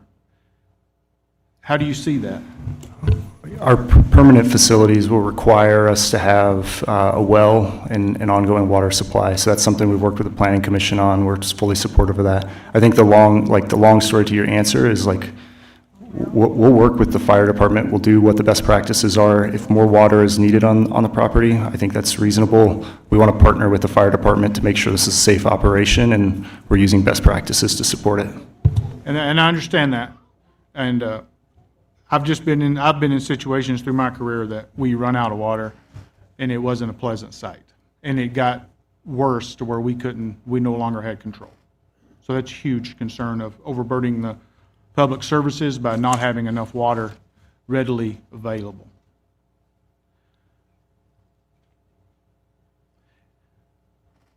And I understand, I didn't really see it written in the conditions, like perfectly, that there would absolutely be a vehicle on site with X amount of water, with X amount of people in it, 24 hours a day. So I'd like to make sure that that gets in the conditions if this is approved, or if we have to get to a motion, that there's a truck with water, how much water, how many people's in that truck, how many hours a day. You know, that's something to think about. Well, But I didn't really see it written in the conditions like, hey, XYZ truck with this much water is going to be on site. It just says 2 people will be on site. 2 people, and then we also have, so that we believed that to be a condition that we needed to have and would have the 2 folks on site and the vehicle with emergency response. We have the F500 foam on that vehicle ready for suppression efforts. So, and I guess what I want is I want it to be clearly written, so there's absolutely no misunderstanding of what the county wishes. Therefore, we have no one that shows up with an excuse for an answer. We're supportive of it. That's our standard operating procedure. Okay. There is neighborhood that's close by. I mean, and we have, as a fire department or as a community, we have to plan for a disaster. And if the fire is large, what does it do to our community? And if the fire is extremely large, what does it do to the person, the company that's next to you? And how ignitable is that company? We understand that company is not anywhere near the model of your company. I do, anyway. But that's something that thinks about. It's because when that fire took off that day, it's very unknown for many days. And as we've already established, lithium batteries, don't really have a good method to put them out just yet. We just sort of have to keep them cooled off. So once again, we're a volunteer fire department. How many of those people need to go back to work? How many people can stay on staff for long periods of time? So I've decided that I've made my point on number 3, overburden the public services. I have nothing to say more about number 3. Number 5, does not create adverse environmental impacts, including but not limited to noise, glare, fumes, and odor that may be determined either to public health, public safety, or general welfare of the persons or property in the vicinity or the wildlife and/or natural resources. So a question I have for staff is, was the Public Health Department consulted about this project to have any comments on the air quality if an event was to happen? And that would just simply be a yes or no answer, and if you say yes, what did they tell you? Which agency did you? The Public Health Department? I don't know. I don't have the list in front of me, so I guess I don't know that one. There's certain ones that we do regularly, like Okay. NDOT, for example, and NDEP. I can't remember if the health district was in that one. Okay, thank you. And there is potential for environmental impacts. So you definitely have to have a great and exceptional management plan for those. And I'm sure staff will make sure that plan is, so don't meet them with hesitation if they want, do something, if this was to go forward. Concerning the conceptual water runoff plan, can you provide an explanation as to what the drainage canals and containment pond will be lined with? They'd be lined with clay is what's included in the plan. We touched on it briefly, but I think the 2 kind of leading candidates are polymer, like a plastic lining, or clay lining. The risk with the polymer lining is that you could have rips that go undetected and contaminants could get out. So the clay lining is considered best practice, and that's why we've settled on that one. Did you want to comment? Question on top of that too, so the actual main storage, like the majority of the 33 acres, let's say, is that just going to be the material that's currently at that location, or you guys haul in something for that? You're talking about our facility in Tahoe Reno Industrial Complex? No, I'm talking about the one that you'd be putting in here. And sorry, can you clarify the question again? Would you guys come in there and just basically flatten the sand dunes and the clay out there? Or would you haul in material, make a pad and stuff like that? We would have some, it wouldn't just be like the dirt that exists there. We'd have base rock and other things to have it appropriate for the storage. So we'd haul in the right material. Okay, thanks. Go ahead, Eric, sorry. No, you're fine. Concerning the clay material, I understand your thought process on the liner, but for the product and the process that you're doing, does the liner supersede the clay? Like, it is the best practice. I know you're understanding, but if it's installed correctly, maintenance correctly, there should be minimal issues, and especially if we had monitoring wells around the area, we would know if we had a breach. Do we have someone that's smarter than me to make sure that the clay would be sufficient? Our engineering team will work with the planning division, we'll work with everyone to ensure that we are, upholding and continuing to have the best practice. And so if it is determined something comes out that would be better, we'd be happy to change that in the future or as we go through planning. I don't think this is we're only going to do this if we can do clay sort of situation. We've just found it, and it seems to be a very contentious issue, but in all the discussions with engineering, all the discussions with folks on how it would manage the stormwater and how it would manage, in the event of fire suppression, water, it seems to be the leader. And so that's why we're putting it forward. Again, it's not set in stone and would be happy to look at it in the future currently and work with planning as well as updates in any codes or any practices that we come across. I guess in the conditions there, I would just want to make sure an engineer, licensed engineer in the state of Nevada says it's okay to use a clay canal and a clay pond, and this is how they're going to do it, and it's not going to cause issue. I think if that's not too much to ask, I think that's a valid concern. We have to be concerned about the water runoff. Mr. Chairman, just to clarify, once this goes through plan and design, it's required by state law to go in front of a licensed engineer who signs off on that and has held accountable for that. Any projects that come in front of this county or any other county in the state of Nevada is required to go through planning and design and engineering that is supported by a licensed engineer. That is correct. We're not engineers, and we didn't stay at a Holiday Inn Express and don't pretend to be.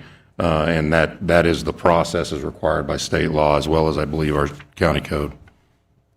So I understand thank you for that, Mr. Barber.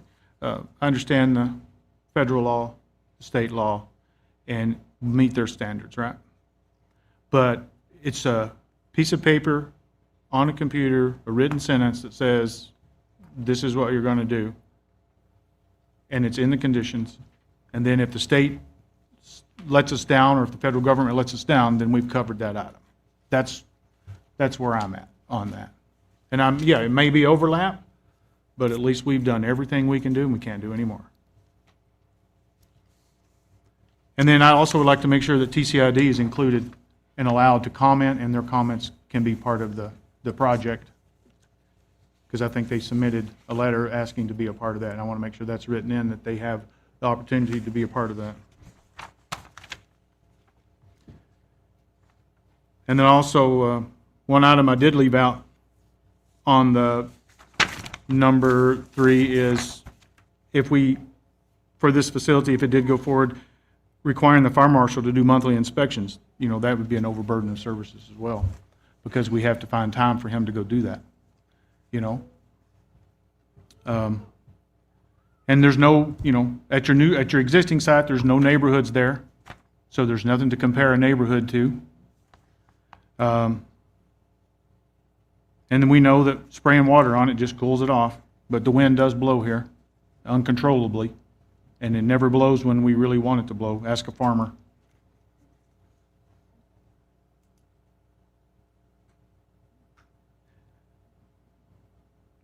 And I think Commissioner Hyde got this question answered, but you're starting off with 33 acres and you want to do more storage than 33 acres at some point. Is that, did I understand that answer correctly? Or 33 is it and done forever? Yeah, 33 is our current site in Trick, which is, I think, maybe a slight point of confusion. I think our application had a slightly different acreage in that. We had, it's roughly 10% of our property. I think, I'll ask for Randy to help me on this, if it's 35 or 45 that we submitted. Yes, if I recall, it was 35 to 40. Yeah, over multiple phases of development. To answer your question directly, like the expansion isn't currently assumed at this. I think if we were to expand, we would need to come back to you all. We have other plans for the rest of the property. So at this time, in your master plan of the property, you have 33 acres allotted for battery storage, and you have a master plan of something else for the rest of the entire property. Potentially, yes. And if I could add on the total acreage, so, we will have, that's for the storage site, and then the distance increases, so it's roughly the 35 acres, I would say, within margin of error. So if there's, if we 15 feet spacing, if we were at 36, or the berm, or the fencing, or something like that as well. Just want to be very clear that the 35 was submitted with the 10-foot separation. Now we're at 15, so it's the same within that 10% of the total land usage. Okay?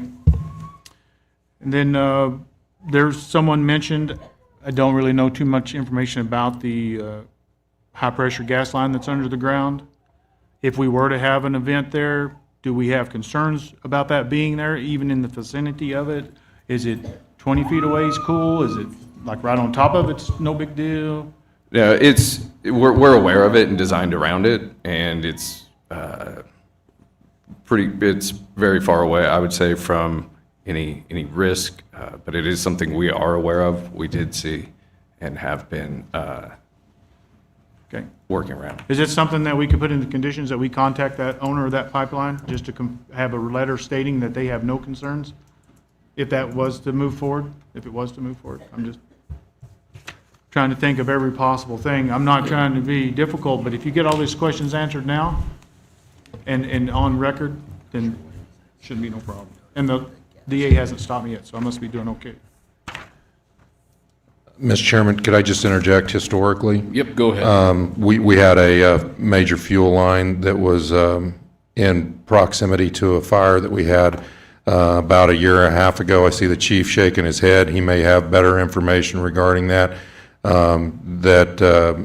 Once we had gone through that process and contacted the owner of that pipeline that was underground, and again, that was a fuel source, it was not deemed as a danger, and that was an extremely, well, for me, it was an extremely large event to observe out there, and it was deemed as not a dangerous thing as it was reviewed and as additional conditions were put on that facility.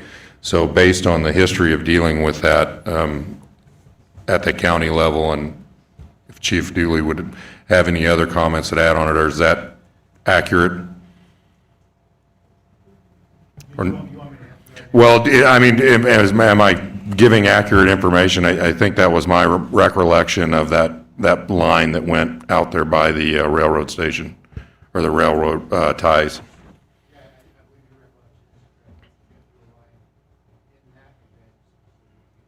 Correct, in that specific event, based on the depth of that, that was not deemed a danger, and that was a jet fuel line. And if I may add, there is an easement around that line, so we're not even allowed near it, and soils get insulated as well, so.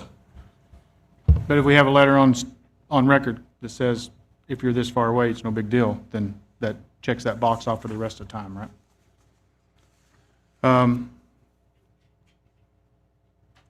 So I think condition number 5 is achievable by conditions, and recommendations, I think I could get to saying yes to that answer. The only one is number 3, and I don't know that you can answer that question. I don't think anyone can answer that question of the impact that it would have. And it's not so much the fire.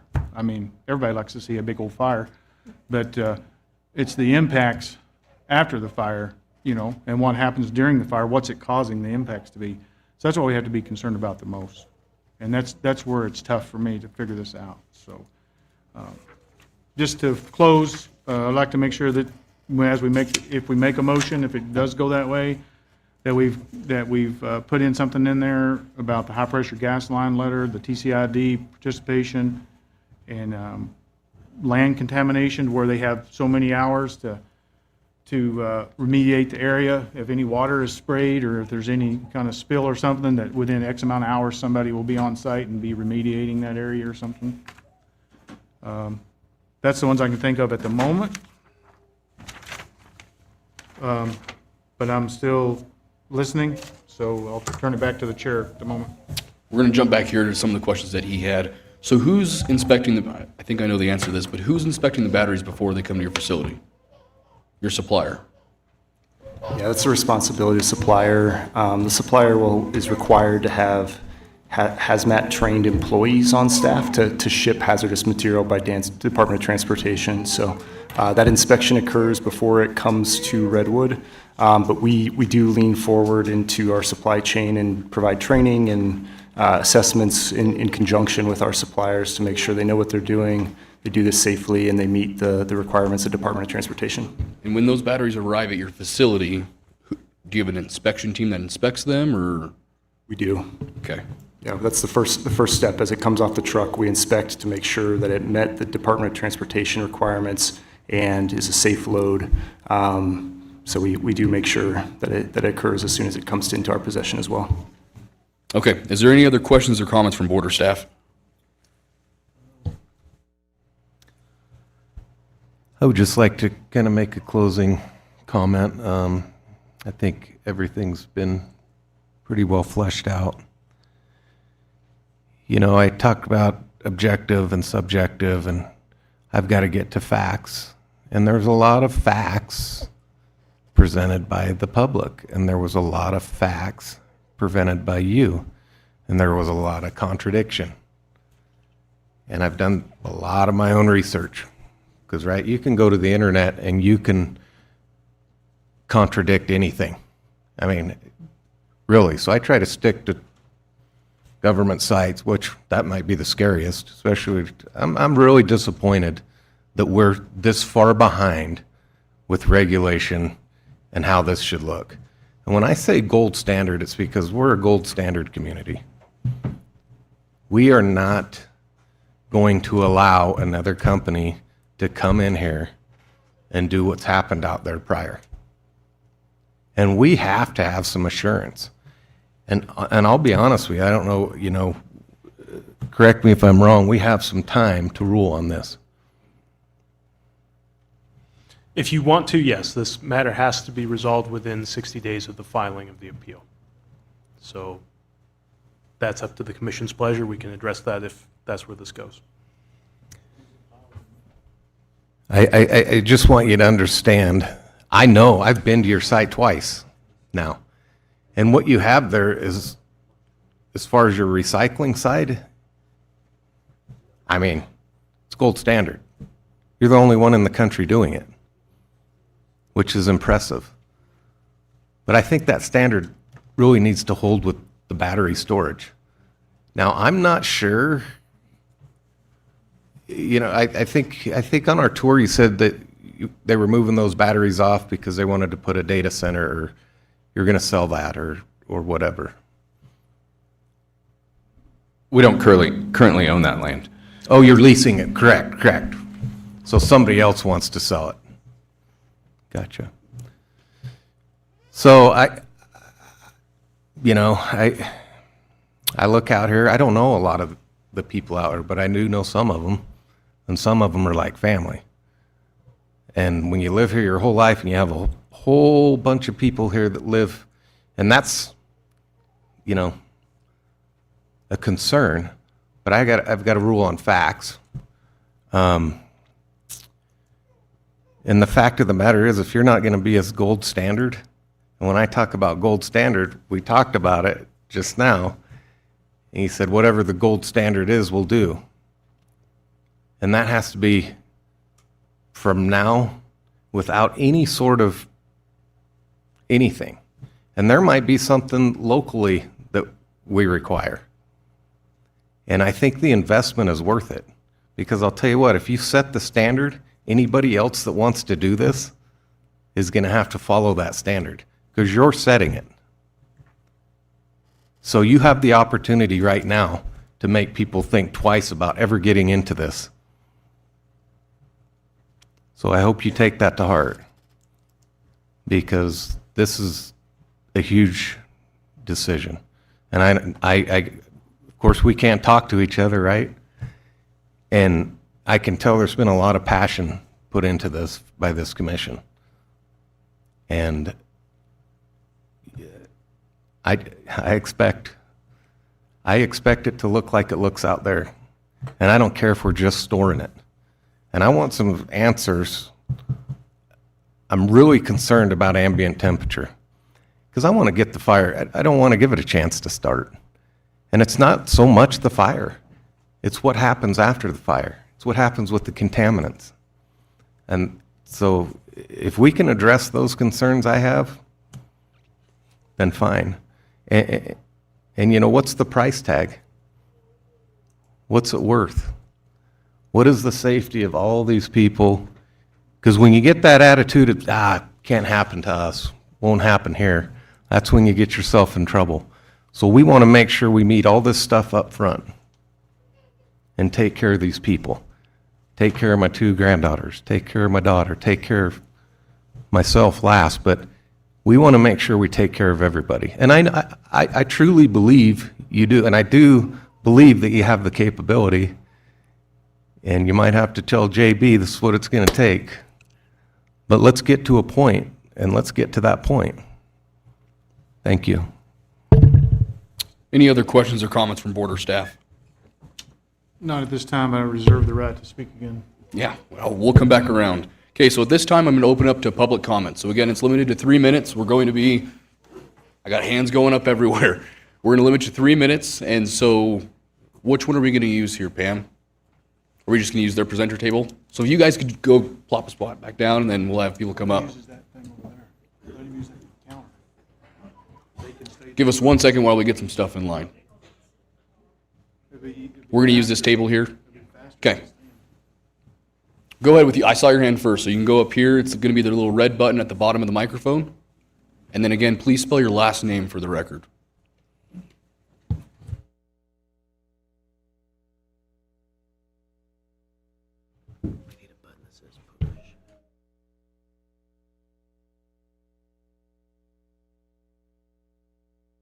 Bottom? Got it. Okay. I'm Brian Ellis. I live about 3 miles downwind from the proposed facility. So I spent some time in high technology and metallurgical engineering and stuff, but like this gentleman said, I'm not an expert in lithium-ion batteries. But what I have found is that I don't know how many recycle facilities there are in the world or in the United States. But in November of last year, there was a facility in Missouri that burned to the ground. It was said that they had all the advanced technology, they had the best fire suppression and firefighting system in the world. So anybody can look that up. In Missouri. So that might have been the first one, and this is the second one. And we've seen power storage facilities ignite and burn, and they can't be extinguished. There's probably nothing worse than a metallic fire, but an electric metallic fire is a terrible thing to deal with if you're a firefighter. So let's just talk about the facts. What happens if you're burning tons of this stuff? Okay, it releases the metals in it, not just the lithium, but the the nickel, cobalt, copper, and then there's tons of plastic that all go in the air, lifted by the heat, rising heat, and they do come down as fallout, with the potential of contaminating much of Lahontan Valley, its farms, our communities, and schools. There's also carbon fiber, or graphene involved in the batteries. Now, some of this stuff can go up as a dust and microscopic and can be just as bad as silica or asbestos. It's very sharp microscopic particles. Also, during the combustion, there's a process that combines hydrogen and fluorine to make hydrofluoric acid. It's one of the most potent acids in the world.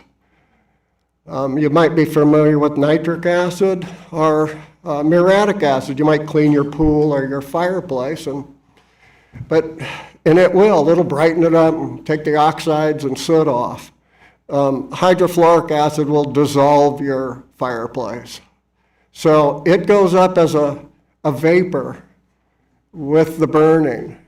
And that's what happened at Moss Landing. There was a lot of people that had burns like sunburns, their sinuses, their skin was blistered because they were downwind from it and burned their lungs. And that's from the hydrofluoric acid. So it's pretty risky, really. The technology of recycling, and even the batteries themselves are new technology, and we're finding problems. So I understand. Sir, I'm sorry to interrupt you, but that's going to be your time. We need to recycle, but we need to be very, very careful in doing it around our communities. Thank you. Did you want to go? You were the next hand I saw, if you want.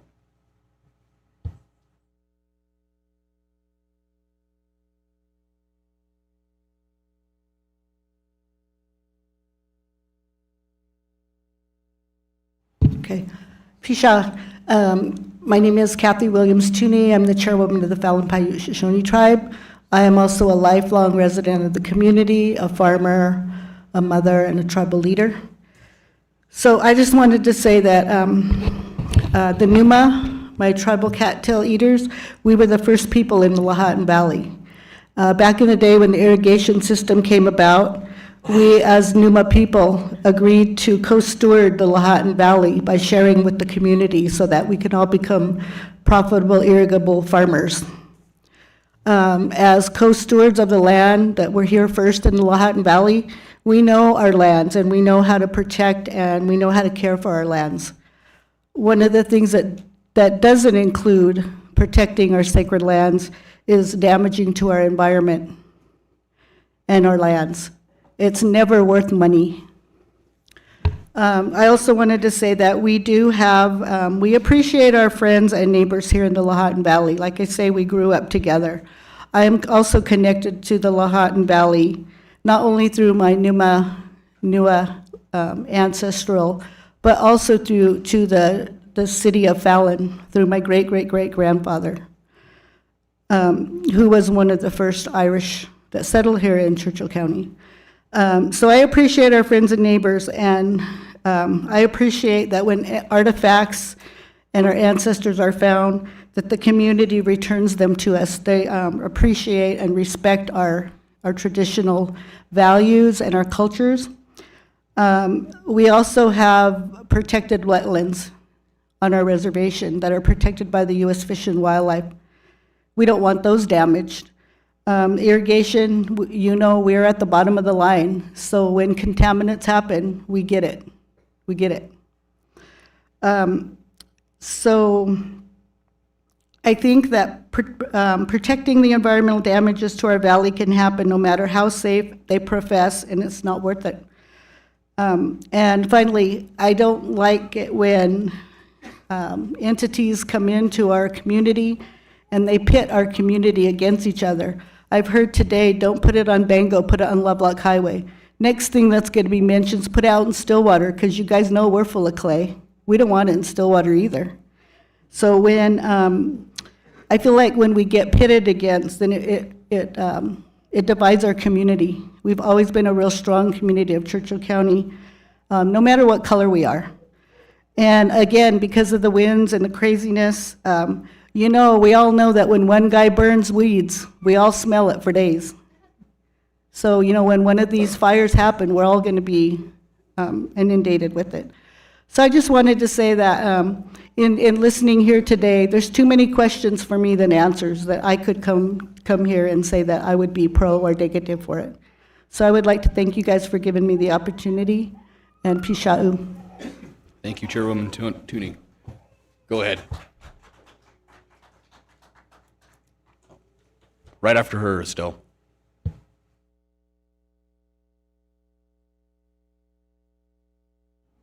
Michelle Anderson, Anderson. To the commissioners, thank you for the opportunity to speak today. My name is Michelle, and I'm a resident of Churchill County who's concerned. I'm here to express the concern over the proposed Redwood material site near the lake, our community's primary water source, and in close proximity to residential neighborhoods. As we evaluate this proposal, we must be clear-eyed about the material in question.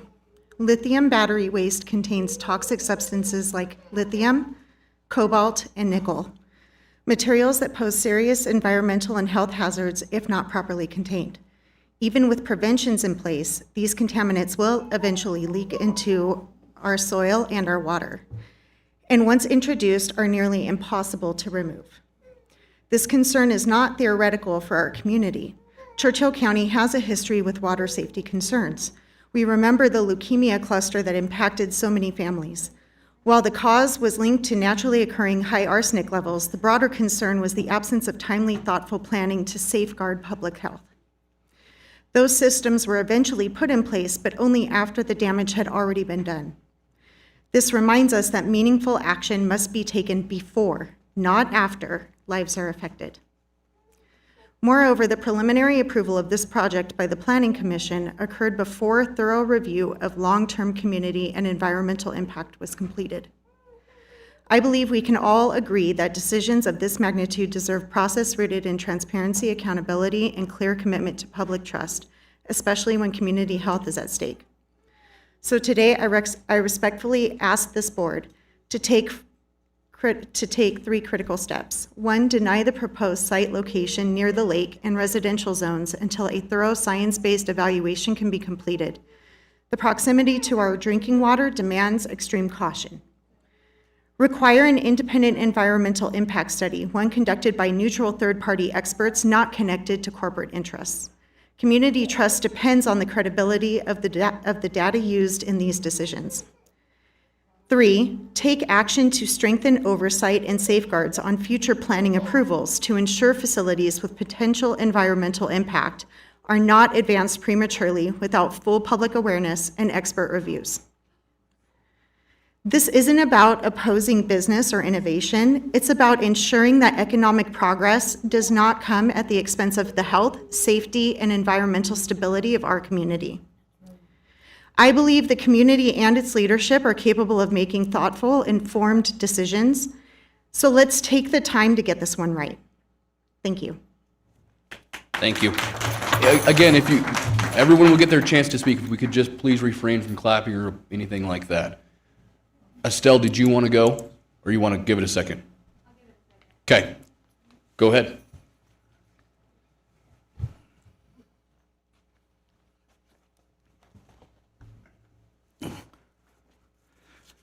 My name is Richard Grondin, Grondin. This is very brief. I first want to say I do not object to this lithium storage facility. I only object to where it is being located. I only found out about this a short time ago, and I quickly looked up on the internet, Google's, of course. I asked, what are the hazards of lithium battery storage facilities and what do they include? The answer is fire, explosion, toxic gas releases, water contamination, air pollution, and soil degradation. To me, every farmer, every landowner, and every person that's living in this county needs to be concerned, very concerned, about the location. Again, not the facility itself, but where this location is. It is upwind from the community, and we only have one source of water in this community, and we're all downstream. Now, I'd like to just reference my background. I've been an analytical inorganic chemist for 40 years in the industry. My industry is metals, mostly mining, and the clay you guys are talking about is I believe bentonite clay. And I just hope you guys give this some real good thought, because we're all downwind and we're all downstream. Thank you very much. Bye. Thank you. Estelle.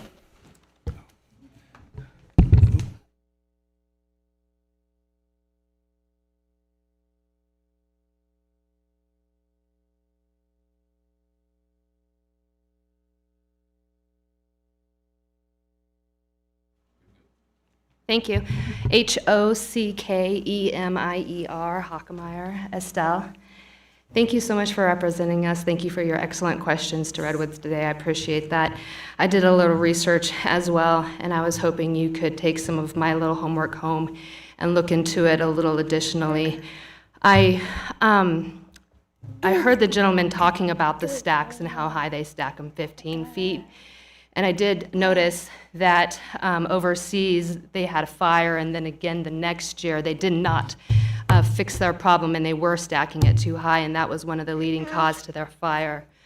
These ladies did an excellent job in bringing in some of the video footage of the explosions, and the hydrometallurgy, the gentleman who spoke before me was just speaking about the size the smoke plumes went. You know, we saw the fires that happened in Hazen with the rail tires, and we smelt that, and that fire burnt for a long time. We smelt it for a real long time.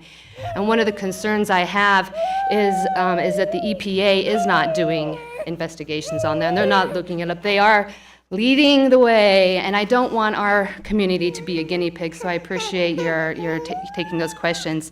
But I was wondering what that effect, if there was a fire, would have on our plants. You know, we do a lot of crops here, you, my neighbor, so we know what effects would that have on us. And then also the state of Nevada, they gave this company a 75% abatement on their property taxes, and so I know that'll affect our firefighters, so I want you to look into that, please. 75% on property taxes, 75% on wage taxes,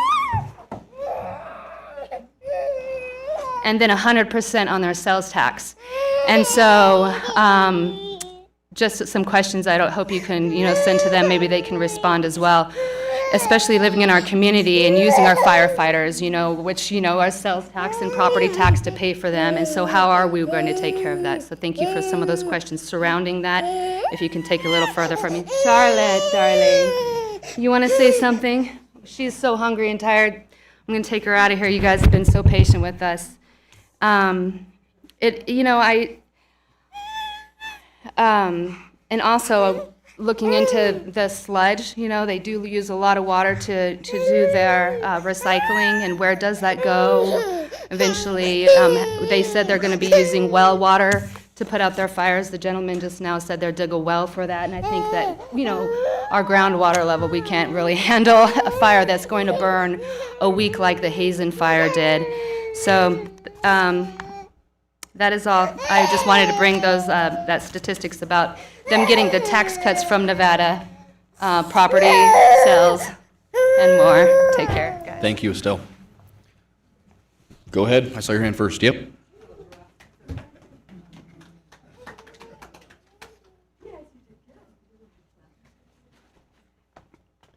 I like this. The green button's already pushed. Last name is Anderson, Anderson. I'd like for you commissioners to envision having a cup of water in front of you, and you take an Alka-Seltzer tablet and you put it in there.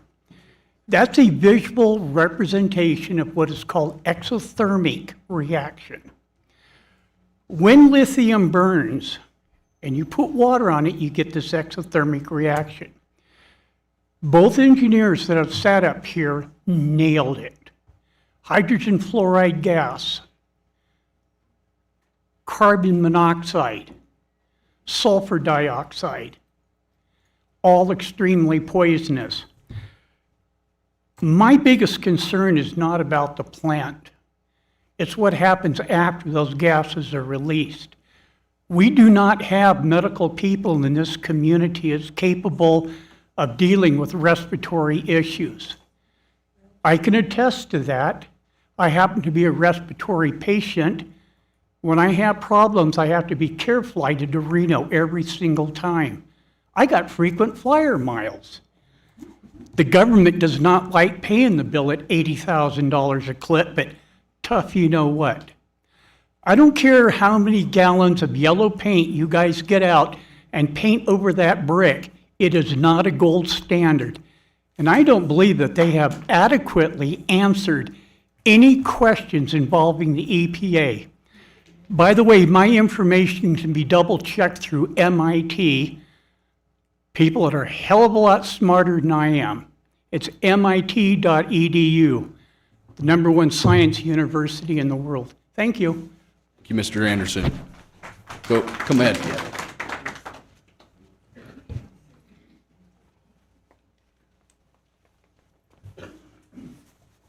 Good evening. My last name's Anderson as well, Anderson. I'm a longtime resident.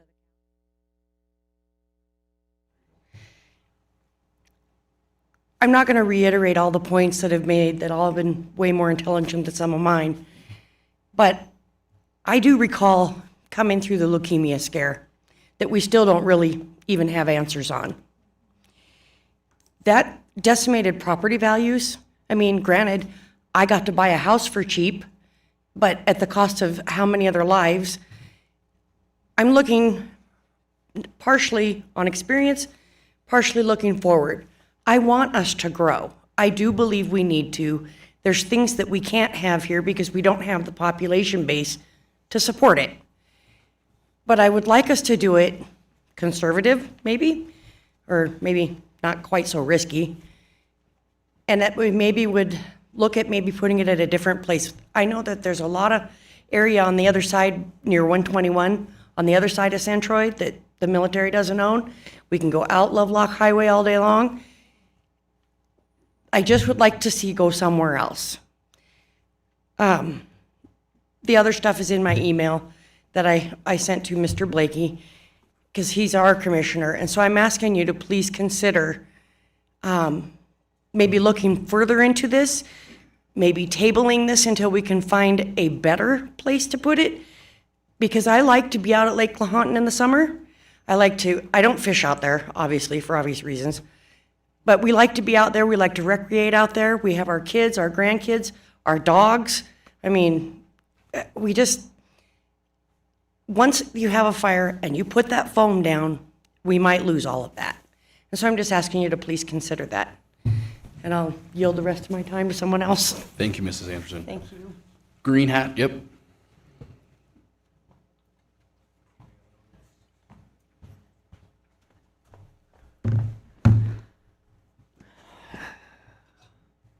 Hello. For the record, my name is Kelsey Owens, and I'm a resident here in Fallon. I'm here today in opposition of the battery storage facility as well. Last year, my partner, raised here in Fallon, purchased acreage off of the N Canal, and we're now excitedly planning our own homestead. This is where we hope to spend our lives, support our neighbors, and grow food watered by our canal. The placement of this battery facility threatens this dream, as it threatens all of us who plan a future in this area. You already have the data. Many have already spoken to the Moss Landing fire in January and other similar tragedies. I'm not sure if many are aware, but to emphasize that these are not anomalies, just last night, April 15th, a lithium battery fire erupted at the Portland State University campus at their engineering facility, again proving that these materials are volatile even in professional hands. We know hydrogen fluoride is a highly toxic gas produced by lithium-ion battery fires. It causes severe respiratory damage as well as skin and eye burns. We know the Monterey fire also resulted in elevated contamination in the soil. High levels of these heavy metals have now been found in the Monterey estuary. These heavy metals cause respiratory issues and increase the risk of neurological disorders and developmental delays in children. We know these heavy metals pose long-term risks to the land, and that this plant here would threaten our families, our fish, our birds, our farm, our livestock. We know it would also threaten our Paiute and Shoshone neighbors in their homelands. These people have known since long before our towns and farms were here that this water is life. Also, the representatives of Redwood Management here today are assuring us that this Churchill facility will operate differently by spacing batteries farther, storing them outdoors. This shows me that these people do not know the power of our local weather. Wind-fueled fires are a known threat here. We know lithium battery fires are notoriously hard to fight, that the firefighters who have already faced them say they just had to let it burn out because water is not effective. So I'm curious what that pond is supposed to do that they were talking about. I'm curious if the plan is foam or some other means of chemical putting out of a fire. What are the environmental effects of those chemicals? And if the answer truly is to just let it burn, what does that look like in our powerful winds? And if our local volunteer fire department is responsible for these mistakes, how will they also have the normal capacity for the other fires that regularly endanger our residents? Frankly, the answers provided today were vague and incomplete at best, and I know I am not satisfied. To continue, we are being led to believe that this is an inevitable future of energy, that these batteries are here to be recycled, and that this is a good thing. Currently, it costs more to recycle lithium batteries than it does to mine fresh lithium, which means up until now, only about 5% of these batteries actually get recycled. The rest end up in long-term storage with an unclear future. That means we are committed to housing these volatile materials for an unknown number of years. This will very quickly become Ms. Owens, that'll be your time. Thank you. Thank you. Another hand. Black cowboy hat.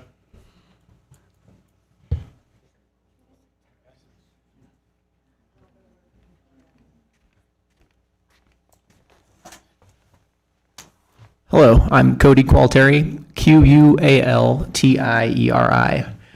So, my concerns with this, it's upwind of us, it's upstream of us, and it's in like this kind of Bermuda Triangle where it's equidistant to all of the emergency services, for example, Silver Springs or Fallon or Fernley. It's kind of in a dead zone. So I don't know what the kind of response could be if things get out of hand, especially if we have like a wind-driven storm. I mean, just recently we had sustained 40-mile-an-hour winds with fires here off of Soda Lake Road, and there's not much you can do to stop it. And I think due to our topography and our irrigation, we have this inversion layer, and if something like this went up, we'd just be marinating in it for probably longer than it's safe to marinate in it. I don't know. Yeah, I don't know. It seems like a case study on the worst place to put it rather than a suitable place to put it.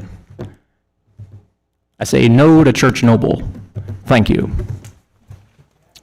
Next public comment. Yep, come on up. Yep, in the doorway, yep. Or whoever wants to go first, doesn't matter either way.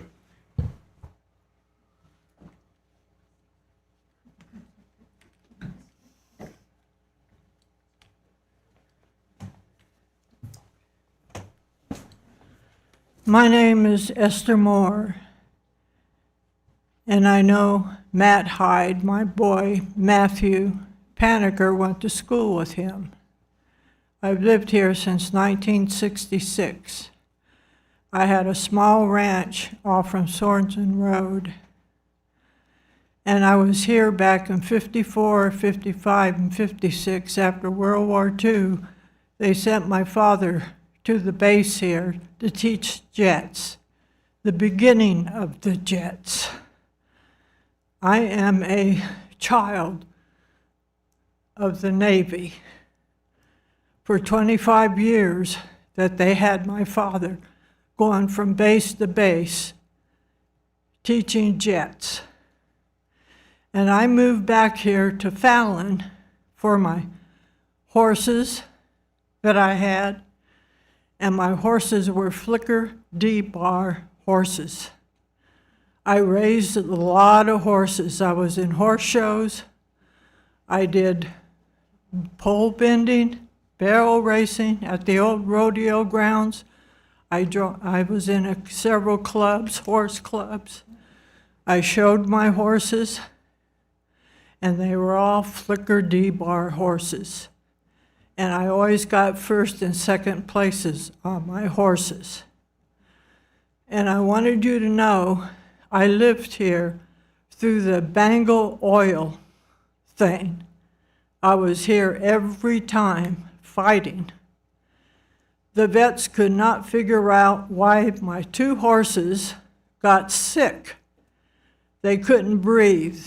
Their lungs were bad. And it was because of Bengal oil getting into their lungs. We learned later I had to put my 2 Flicker D-bar horses down. I loved my horses. And I had to go out of the horse business because I had to sell my property on Highway 50, right down from Bengal oil. And I never smoked cigarettes in my whole life, and my lungs were getting bad because of Bengal oil. So I sold my place and moved to Yerington. And would you know that that odor came clear over to Yerington and got into the neighborhoods there? We had a meeting about it over there also. Then my boyfriend passed away of 13 years, a Vietnam vet, Larry Craig. He was here with me when we were fighting Bengal oil, and he passed away. So I took and I sold my home over in Yerington and moved back to Fallon, and I moved over down south is where I live. Esther, that'll be your time. Thank you for your public comment. Okay, but I wanted you to know what Bengal oil did to me. Thank you for your public comment. Thank you. Did you want to go in the doorway?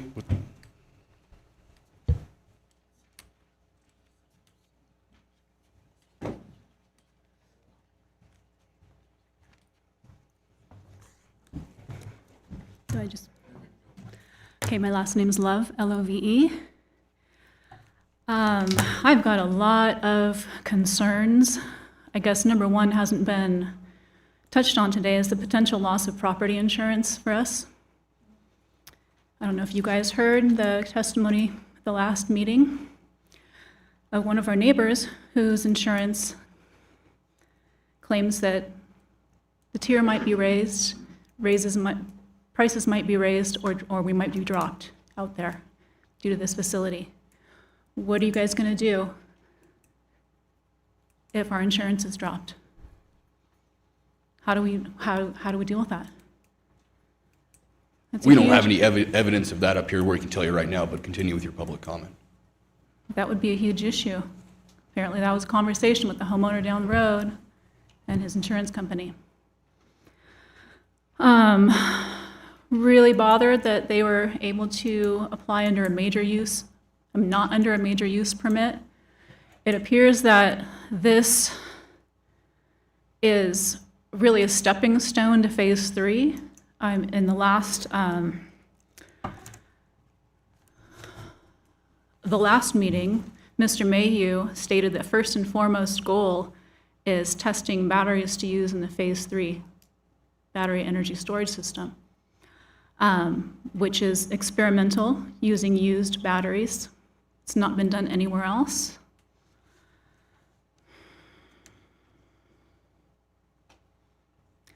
We don't feel that the county, during the 2019 rezoning to industrial, did due diligence in considering the protection of the water resources.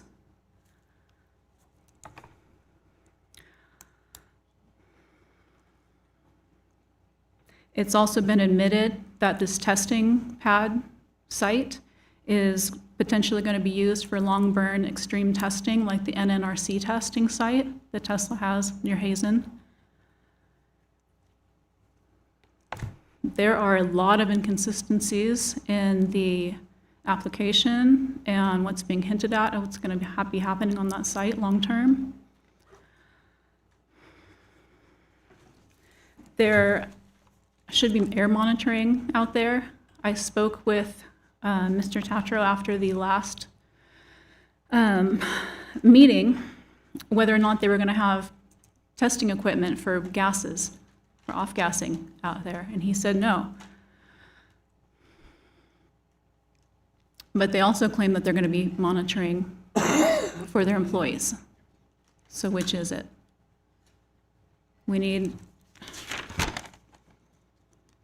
This is an experimental project. This is going to be their first testing site and their first BESS using used batteries.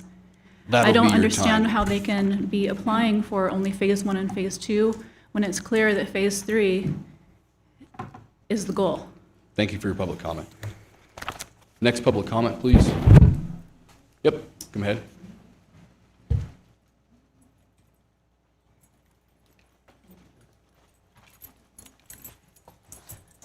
Name is Cindy Wright, and I don't live out there. I am not against this plant. What I am against is nothing has been addressed of these trucks coming through town. All you have to do is Google lithium semi-truck fires, and you will get a list. And they can't do anything about those truck fires. Now, I understand we get trucks through this town every day, and none of us know what's in them. But we also have increased traffic in this town. And on a regular basis, there's accidents at these intersections. This plant out there is going to take everybody from Highway 80 that's been going out to USA Parkway, now coming down Lovelock through town. Everybody that went basically up through Fernley and out that way to 80 to USA Parkway will now be coming through town.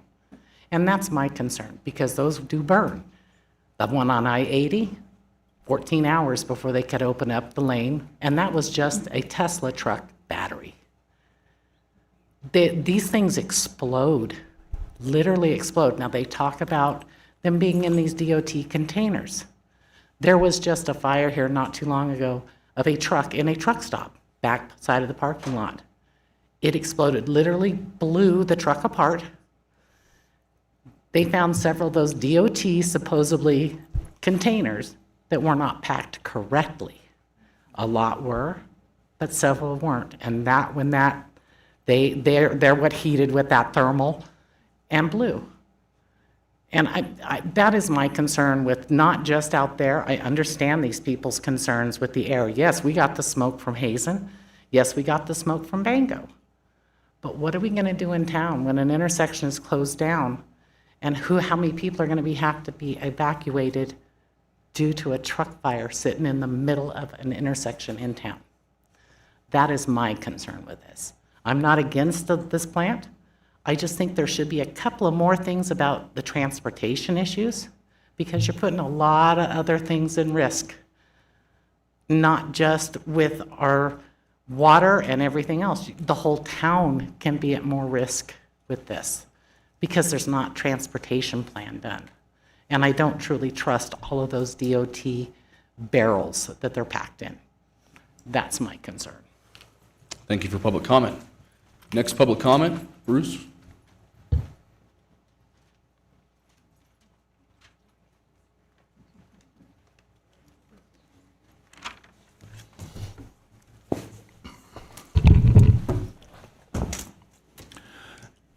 Good afternoon or evening, Commissioners. My name is Bruce Breslow. I represent Churchill Fallon Economic Development. We, as a county, are a member of the Northern Nevada Battery and Lithium Coalition, along with Washoe County, Story County, Fernley, Lyon County, and the rest of Northern Nevada. It's an initiative of the Governor's Office, an initiative partnered with the University of Nevada to make this the capital for battery manufacturing and reprocessing and lithium. China is presently our only source of battery-grade lithium in the world, except for Redwood Materials and what they take out of batteries. The people that testified today are wonderful people. And in their toothbrushes, and in their phones, and in their computers, and in their televisions, and in a lot of their products are lithium batteries. J.B. Straubel is the owner of Redwood Materials. He co-founded Tesla. He was the chief technology officer. He built the Gigafactory, and in 2017, after a lot of thought of what are we going to do when these batteries run out of life in 10 years, he founded a company called Redwood Materials to safely reprocess and reuse end-of-life batteries. They started in Carson City. They expanded out to the Tri-Center. They've raised over $2.5 billion in private capital. They are the gold standard when it comes to reprocessing. They are writing it and they redo it. Every day, every month, every week, anything that happens, they learn from it and they have to improve because everybody else is following their lead. They're in the process of building a $2 billion plant in South Carolina. Now they want to come to Churchill County, buy 450 acres of land and use 10% of it for storage of the batteries that are coming out of these vehicles. They have other plans for that property, for a lot of technology campus things that will go away if we try to apply standards to them that don't exist. OSHA doesn't have the standards yet. EPA doesn't have new standards yet. If they did, you can apply them here. If you want them to have a water source, put it in a condition to have a water source. But be very careful of what you're saying to this company and all of the other companies that we've been working so hard to try to get to come to this area between Highway 50, and between 50 and 80. We have 120,000 acres set aside to do just this, Bruce, industrial that'll be your development. time for Thank you. public comment. The next public comment.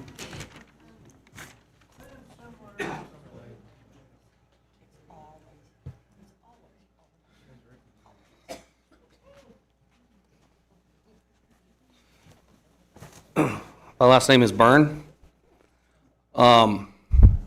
Just want to go ahead and say, I understand we're part of a coalition, but all three of those counties he mentioned has no residents living anywhere around their facilities that they put those facilities at in the county.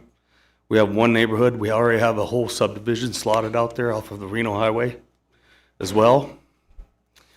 20+ fires, small fires, is just as toxic as one large fire. I think we gotta remember that.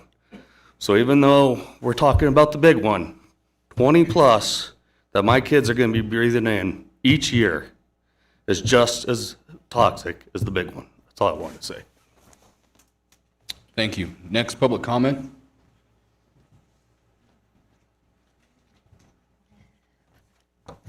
My name is Nancy Upham, and I just wanted to say, first and foremost, I'm all for recycling, but the location of this project is what I have a really big problem with, mostly because, as we all know, Churchill County is a watershed, and any contaminant, be it airborne or getting into the water, could destroy the aquifer system.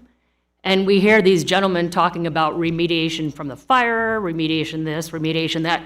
You cannot remediate contamination in an aquifer. So I just wanted to point that out. Thank you, Nancy. Next public comment. Is there anyone else that would like to speak to this? We'll go with the white hat, yes.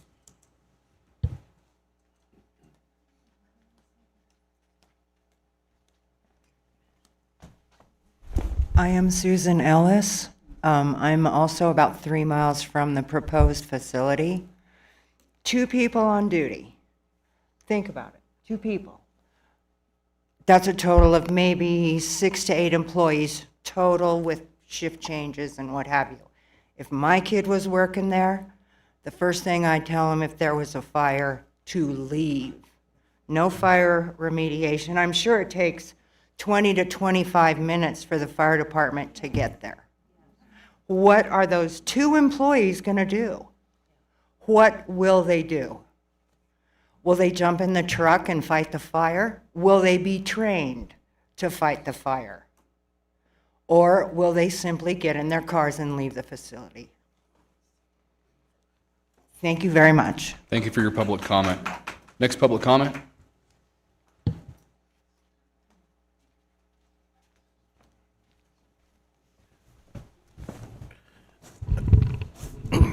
My name's Bob Ghetto, and I am a Churchill County resident. I'm here to speak for property owners in Churchill County. There's a pretty big way of life here in Churchill County that no one's talked about yet. We're pretty proud of being property owners, and we have what's called the right to use our property, our right for enjoyment of our property. Churchill County has spent several decades now developing a quite intensive master plan. When it's time to do and enjoy your own private property that you own and pay taxes on, if we have a property that's zoned agriculture, and all of a sudden, I think that farmers sometimes store fertilizer on an agricultural property. I know darn well there's farms and ranches along the river. And if that fertilizer isn't properly taken care of, it causes contamination. What if we decide we don't want agriculture on agricultural zone property? You know, that farmer has the right to do ag. What if we've got a businessman that owns a commercial piece of property and he invests and wants to start his business? The county has zoning for commercial business. And what happens if that businessman does something like electrical transformers? Those have hazardous material inside of them. And if we decide, you know what, we don't want that anymore, are we going to then cause that person not to enjoy their commercially zoned property? We've been down this road before. You have property that's zoned multifamily. That property owner has the right to put multifamily on there. And so now we're going to say, yeah, it's zoned multifamily, but we don't like it? In Nevada, we have property rights. We have the right to use our property in accordance to its zoning. So, if we decide that we don't like lithium batteries, I'd say tomorrow morning, I'd like you guys to start on redoing a new master plan and get rid of industrial zoning, because the next person's going to want that, or the person after that's going to want that.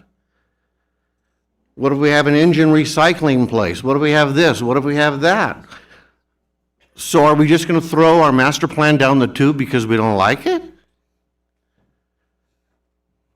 I support property rights, as long as you follow the law and meet the criteria.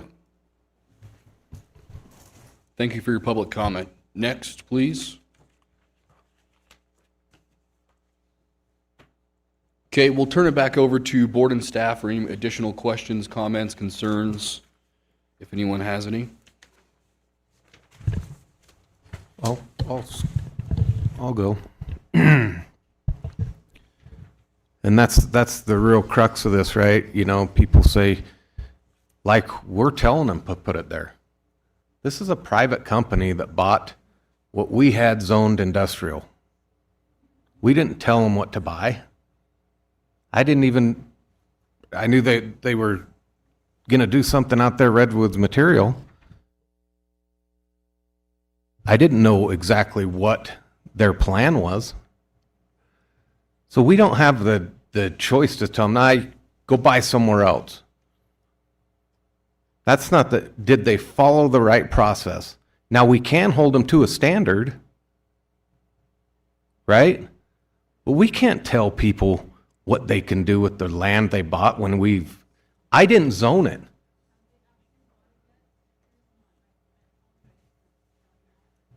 I didn't zone it, regardless, that's what it's zoned for. I'm protecting the rights of the owner, the NV. That's what it's zoned for. I asked how many people, it was zoned in 2021, correct? 2019. 2019. How many people were there, and did letters get sent out for the zoning?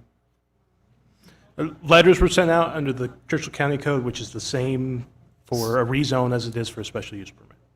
Same process. And how many letters were sent out within that same process? So I agree that we need to have, but my question still, I'm still stuck on is it the same process for a major or a general? We went through the same steps that you would have for a major or a general? Correct. Yeah, I mean, it's the same steps. It's just if we really want to get into the thing, it's large projects that consume large amounts of water. Again, we don't have a classification for lithium battery storage, so we have to find something that's a similar use to what we have, and that's what we've picked. And in our determination, it's a general SUP. Now, they want to move into the phase 3 and do the generation of power. That would require a major SUP. So really, the administrative portion is pretty much the same for both. The real difference is $200. It's really the real difference. And if we want to collect a $50,000 deductible to send documents out for third-party review. That's an option, and that's why that's in the renewable energy. You know, and I think this is where this could be headed off, right? I'm guilty of it. If I lived out there and I got a zoning letter that was going to have a zoning meeting, I would have read through it and round filed it. Would I do that now? Absolutely not, if I had concerns. But you know what? What really gets me is in 2019, did we expect a Redwood material? Right? But it's zoned what it is. Did the planning department and the planning commission take the proper steps? Now, we can't just say you can't have any industrial out there, correct? Because I saw that comment somewhere. Right. So on that issue, I'll just say that this is zoned industrial, and so there is a right to have industrial uses. This particular use is subject to the standards, and the special use permit is outlined by Commissioner Blakey and is put in the staff report. But a statement that says there should be no industrial use or it should be left as desert, saw in several of the public comments. That is not acceptable. That determination would be a taking of the property, and then Churchill County would essentially be buying this property to leave it as desert. And so as you continue down this path, you make a decision in terms of it is zoned industrial, and so what use would you accept that is industrial if you wouldn't accept this one? And that's because it is zoned industrial, and there is a requirement that a private property owner be allowed to use their property in some fashion. And so if it's not this, what is it? This particular use is required under a special use permit. There are conditions and, I guess, findings that this body would have to make. If you have any questions, I'm happy to answer it, but we cannot say you cannot do anything with this property.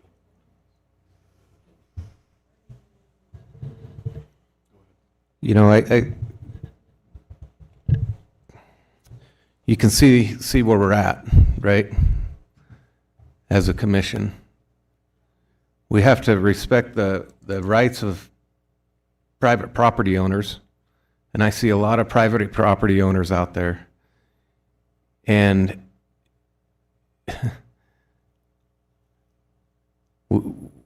we're up against it with this, and the only thing I can do, the only thing I can see that I have any is I want it to be as absolutely safe as possible. None of us saw this lithium boom coming. And our president right now, he doesn't want to get anything from China. So he's pushing for things like this.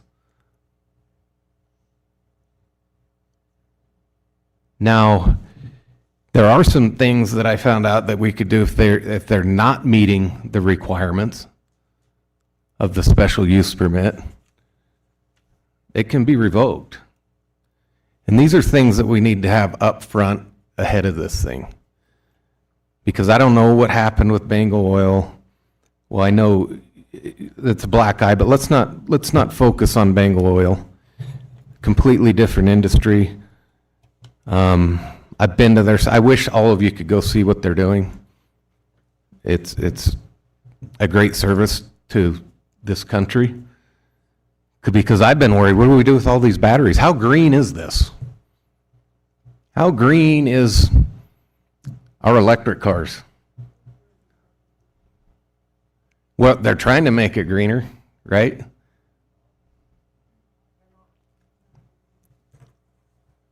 I would tend to agree, but that's not what's on the table here. What's on the table is we've got a private property owner. I don't need the chirping. If you want to come back up and address something, fine. But we have a private property owner who bought the property, had it zoned, and now 2019 it was zoned, and I thought it was 2020. 2019, I didn't zone it. I didn't even pay attention. Okay. Okay, so 2019, letters were sent out. Do we have some sort of documentation of letters sent out? Records are kept of all of that. I don't have them in front of me, but yes, at the time this was done, verification of the posting of the agenda as well as notification of all landowners was done in the exact same process that has been done for this meeting. And that's online, stored online on our records from those meetings. Maybe you can go into the requirement of how far around that property that the letters have to be sent. So it's 30 unique property owners in at least a 300-foot radius. And so in this particular case, you do a 300-foot radius. That did not get 30 unique property owners. And so I think in this one it went out 4,000 feet in total. Which, and then obviously people talk, but that is the ones who receive written notice in addition to the publicized agenda. So I got a letter of for the Planning Commission on this issue, and because I wanted to know everything was above board. I'm just trying to think back to 2019. Clearly I wasn't in this seat. Same code applies to rezoning. Yes, I don't believe that code has been amended since 2019, so it would have been the same process at that time. Any other questions or comments from board or staff? Do I have a public comment somewhere? You're limited to 3 minutes, and you used your 3 minutes. I'm so sorry about that. But the public comment in the back behind the podium, if you wanted to come up and use the microphone.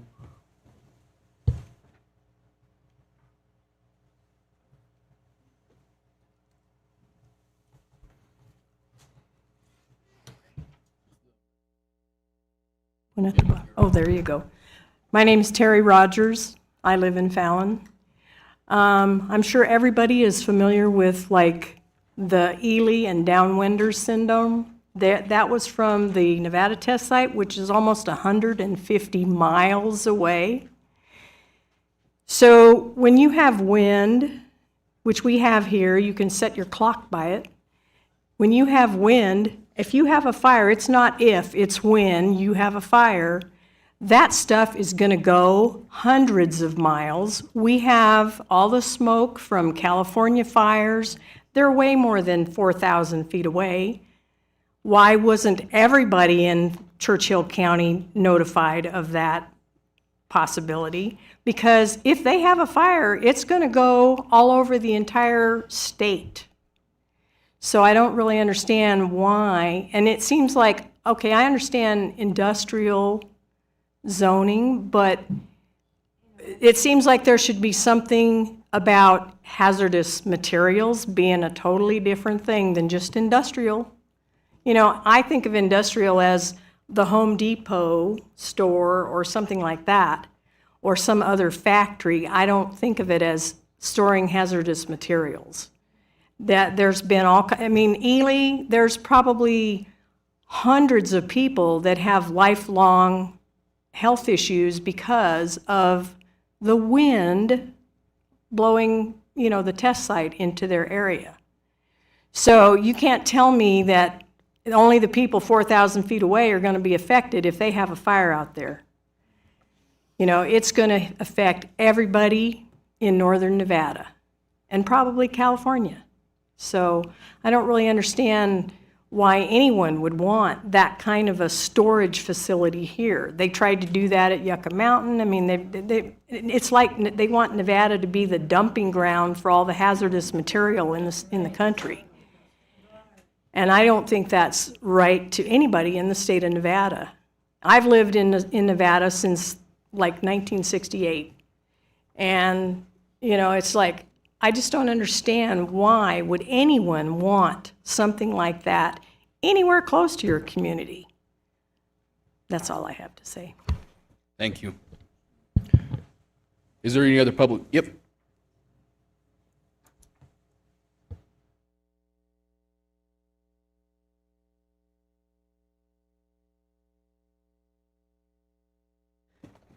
Tara Byrne. So to me, it sounds a lot like you guys are saying we can't tell them they can't stay there. Okay, well, the last meeting they said for their firefighters, it was 2 at all times, and they're retired.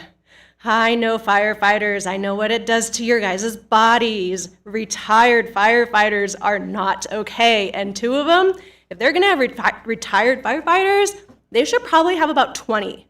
Because that's how much you're gonna need with retired firefighters.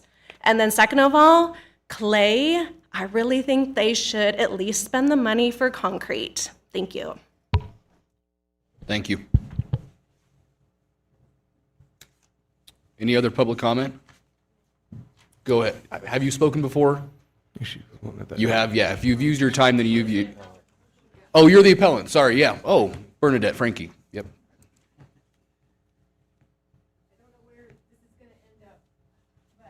Bernadette Frankie. Make it hurt, that's all I can say. If you're going to approve it, build it into the contract. First fire, fine them $100,000. Next time, $300,000. Just keep it going till it hurts. They'll either do it right or they'll move on. Thank you. Thank you. Any other public comment? Okay, so we'll turn it back over to board and staff, and I'm just going to resonate what Commissioner Hyde was saying, is that it's rock between a hard place here. It's that you have private property rights and what you can do with your property. If you start micromanaging one industry, does that cascade into other industries? That's to be determined. And so, but on the same note, I'm hearing your concerns. You know, I'm 25 years old. I plan on dying in Fallon. 50 years later, I don't want to be dealing with the repercussions of what I did now. And so we're definitely looking at this. We hear your concerns, but it's, again, rock between a hard place. So I'll turn it back over to board and staff for any ideas, how you guys want to proceed. We could entertain a motion to go either way, whatever we wanted to do there. I believe we have 60 days from the time that it was appealed. So that would be, I think, correct me if I'm wrong, Sally Heverns was March 27th, and then the other 2 were March 28th, and so we had 60 days to resolve this issue. And that could be, whether it be Redwood Materials meeting with staff, we take all this public comment that we have this all recorded, and maybe they come up with something that'd be applicable for the community as well as us, as well as Redwood Materials. I'm open ears. Go ahead. Go ahead. I would think that, to be fair to everybody involved in this room and the private property owner, I don't see how we move forward tonight if they're not going to meet this community's needs. And I'm going to keep using the gold standard because I stuck you with it. And what does that mean, right? He kept giving me the look like, well, what does that mean? Well, it means we're going to be very well taken care of when this gets put in. What does that look like? I think we need to figure that out. I'll tell you, when Bruce said, there's no regulations, that's actually what scares the hell out of me. That is actually what scares the absolute hell out of me, because every stinking one of those, they're afraid to touch it. So that's why I say we need to be the gold standard. If nobody is going to step up and make a gold standard for this and make regulations, maybe it needs to be little old Churchill County. Because we've got to protect property rights, but we've got to protect the people. And I'll tell you, this room's full of people against it. I got a lot of support for it equally. They're for it, so it already passed through that, so they're not even going to bother. And why would they, right?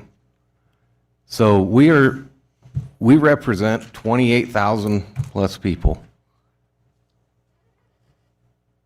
A lot of business owners, a lot of people I care about. I'm not taking this lightly. You want to talk about lose sleep? This one did it. But I think we need to take a good hard look and sit down with Redwood and come to an agreement what this looks like and get every one of our concerns taken care of. Go ahead, Eric. Mr. Chairman, I'm just still concerned about finding number 3.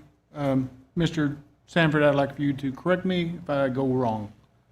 We're not here to question the property rights of this person. Has nothing to do with our place here today. The comments from Mr. Breslow, thanks for letting us know that if we don't approve this, nobody else is coming to Churchill County. I found that offensive. Also found it unfortunate, I had no idea we was part of a battery coalition partner. Had no idea. That's unfortunate. So whoever's supposed to be telling me stuff, maybe you should start telling me stuff. Finding number 3 is a huge concern for me. And we're here to address the findings of this application. We're here to determine if this business qualifies to be on this property. That's what we're here to determine. It has nothing to do with some of this other stuff. And we can't get a good answer to finding number 3. Is it achievable?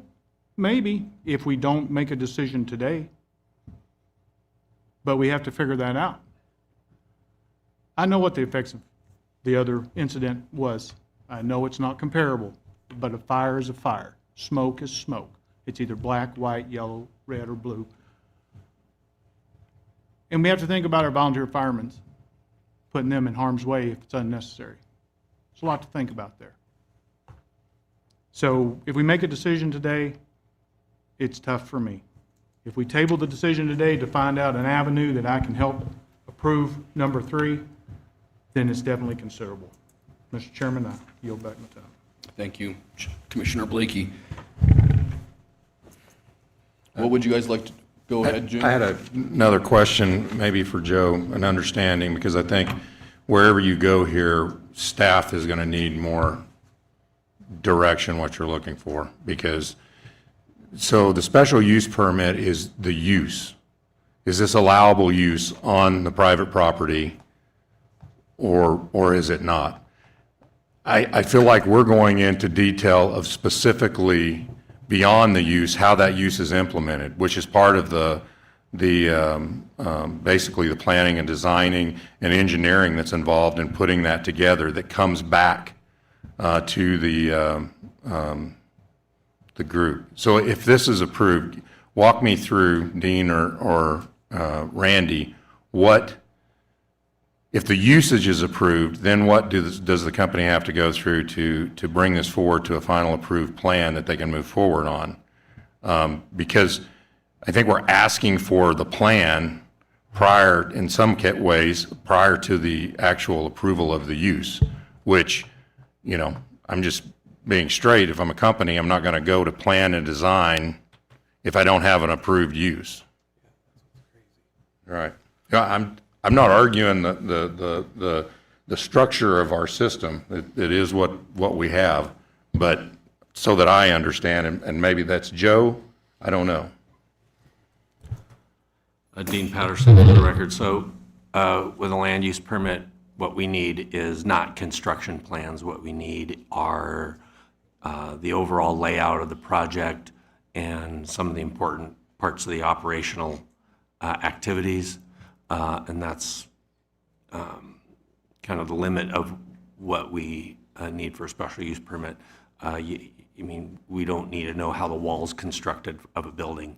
We don't need to know the insulation factor of a building, that kind of thing.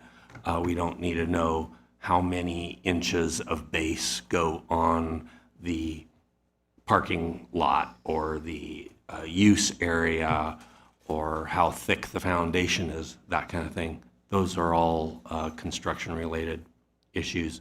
What we do want, which shows up in this case, is assurances that safety factors are going to be incorporated into the design and operations, and that would be like the emergency management and response plan that is talked about in the staff report.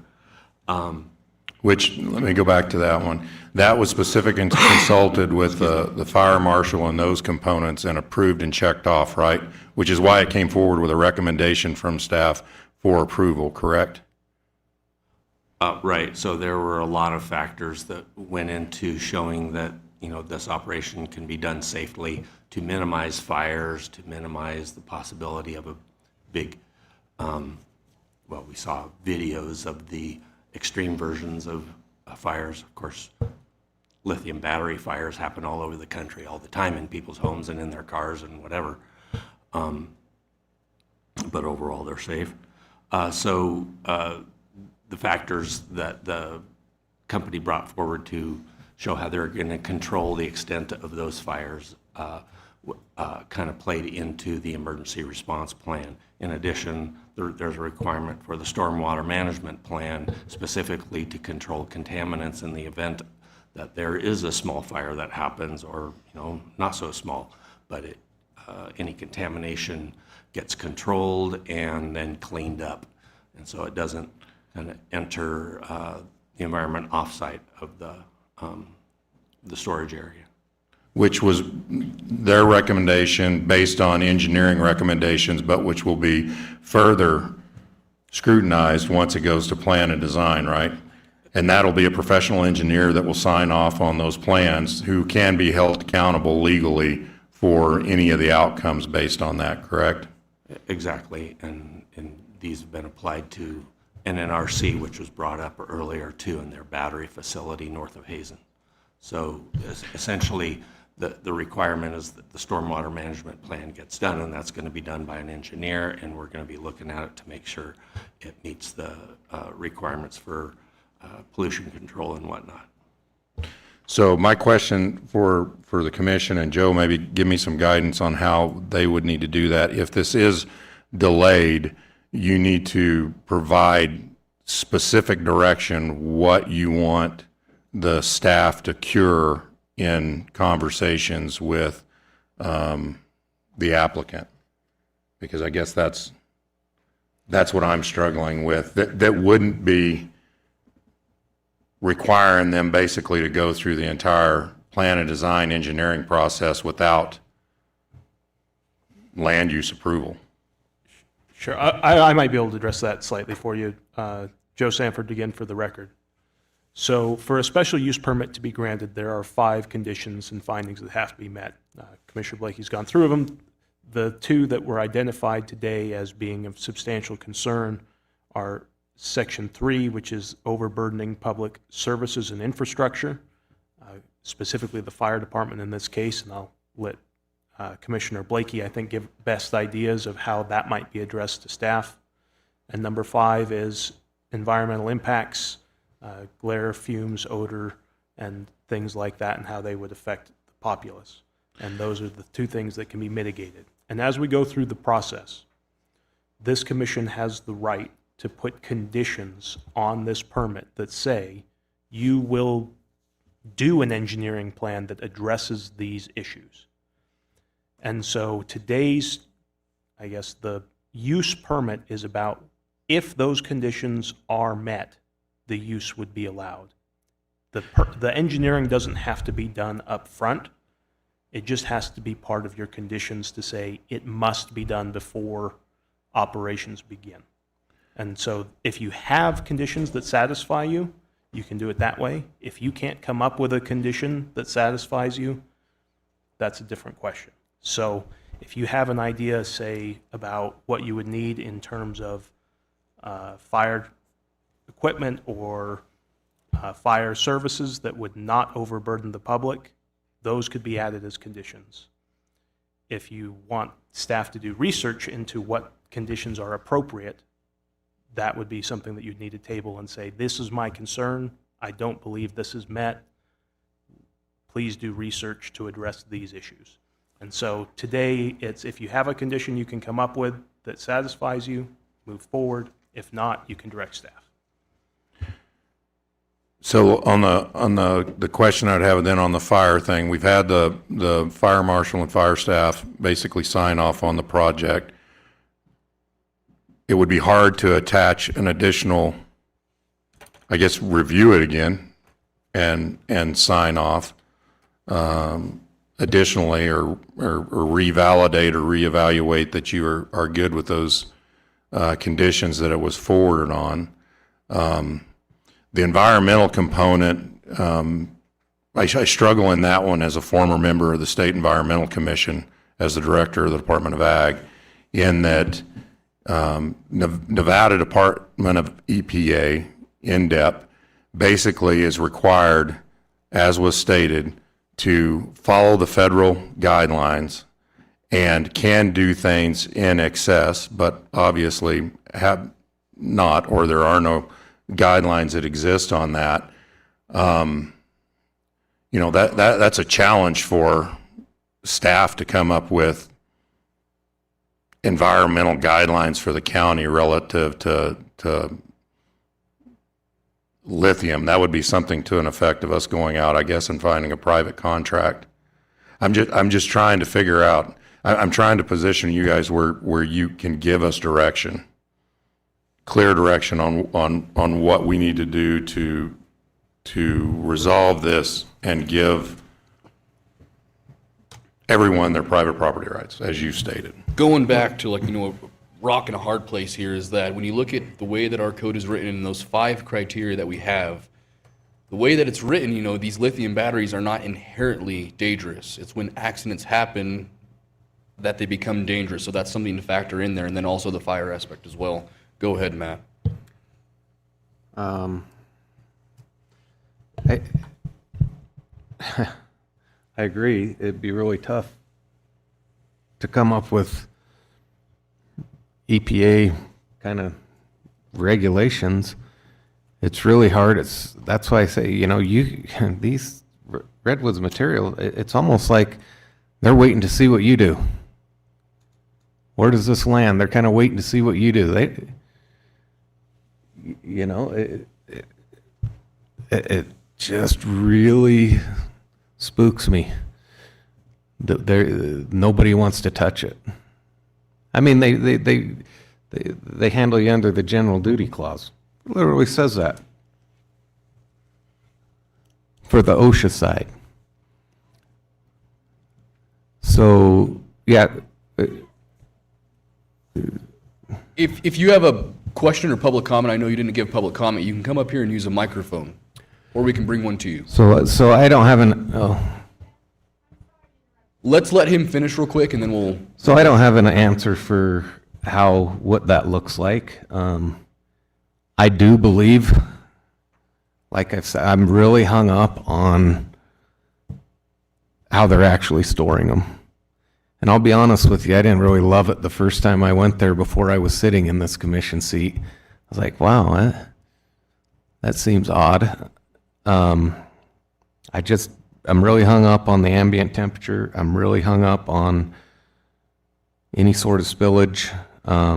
If we can address those issues, I think the rest of it we'll be able to address. One thing, I don't know if you mentioned, you guys have metal boxes that you put over, correct? Over the, if they get hot, you put over. Did you mention that in your presentation? Oh, I thought that was interesting when I was out there, and that's newer, right? So, yeah, I don't have the answers for that, but there's just some, everything I read says keep them out of direct sunlight and cool and dry. You got more? Go. Well, do you want your public comment right now?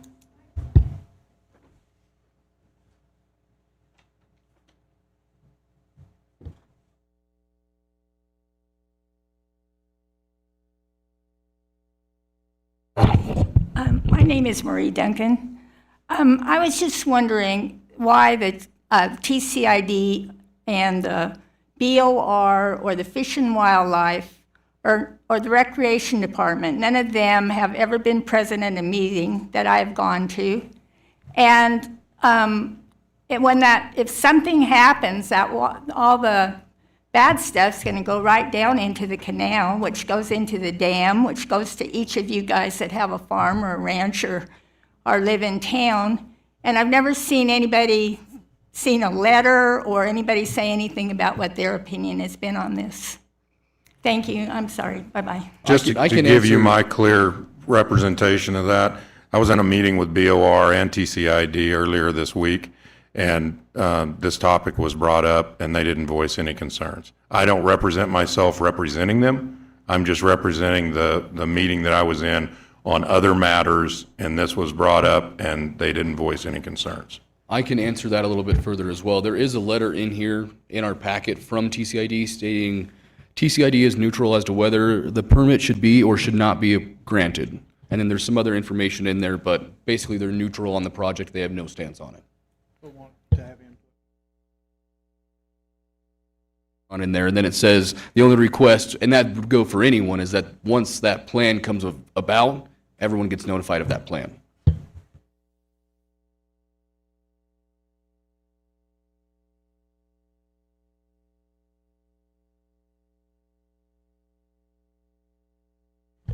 Questions involved with public comment, I'm sorry, Esther.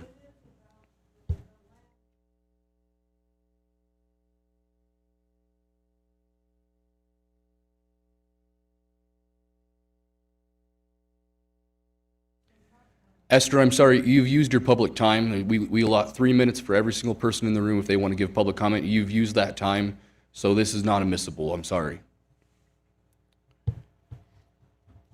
So I turn it back over to the board and staff on how you guys want to proceed. In my eyes, I don't think we're going to get anywhere tonight with a yay or a nay. I think we're going to have to table this, and we're going to have to challenge our staff, Redwood Materials.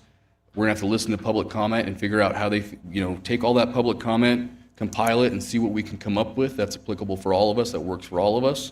That's kind of where I'm leaning to, but I would entertain your guys' ideas. I have a couple questions concerning Mr. Barbie's concern on how we're supposed to proceed here. Correct me if I'm wrong again. I like that statement. Isn't it the applicant's responsibility to bring us their plan and it be acceptable? Like, we shouldn't have to do any work for them to bring an acceptable plan, is that correct? They've heard the concerns, they see the concerns, they can come with us, and then we tell them, not good enough yet, come back, not good enough yet. It's their responsibility, and if that's not the case, that's the way I understand it, but that's not the case, then we also need to change that in our code. No, that's a good point. Excellent point. And so as far as staff being involved, it's my understanding they review it to make sure it's acceptable, not to create it. Let me go. Again, this is Randy Hines for the record. Again, when we present this to the planning commission, again, it is for the use, right? If we get into the design portion of that, that's a fiscal impact for the company to do that, And then they could get denied on the use, and now they've spent hundreds of thousands of dollars to supply all this information of engineering that we would require after the use is permitted. So again, it's the apples and, or the I'm horse, not, I'm not cart before the asking horse. to get into the middle of the design. I'm asking for them to present an application that meets all the findings. And once they meet all the findings, then it should, anyone would approve it. And now that it's been appealed, we're sort of acting in the pleasure of the planning commission right now because it's been appealed. So if I'm wrong, correct me, but that's how I see it.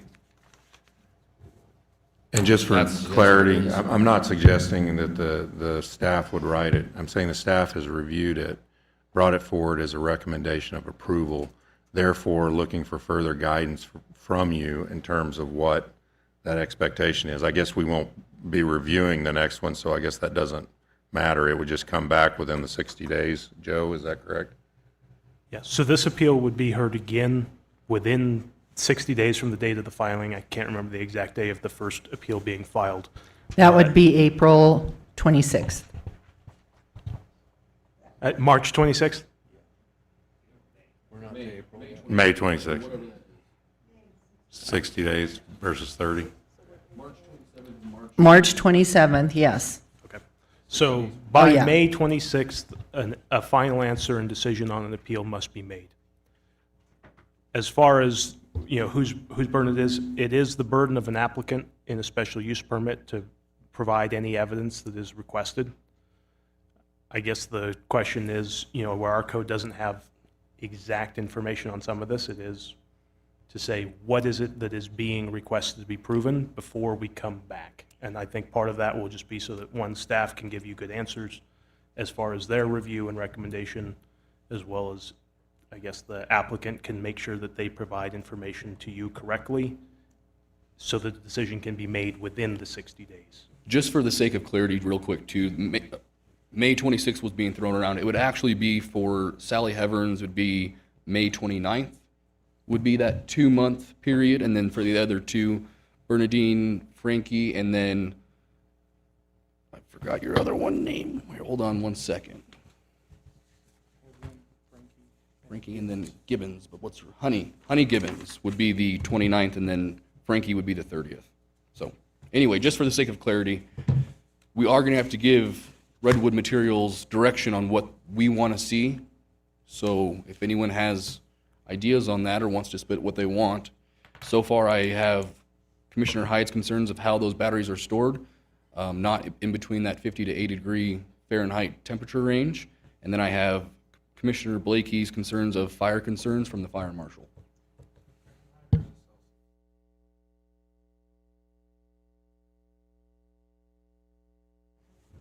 So what is everyone's thoughts on how they want to approach this? Do we want to wait the full 2 months? Do we want to do a month in the event that something isn't up to par, up to snuff? My major concern is that, and I'll just go through all of them, 1, 2, 4, and 5, I think is, you can get those worked out pretty normal.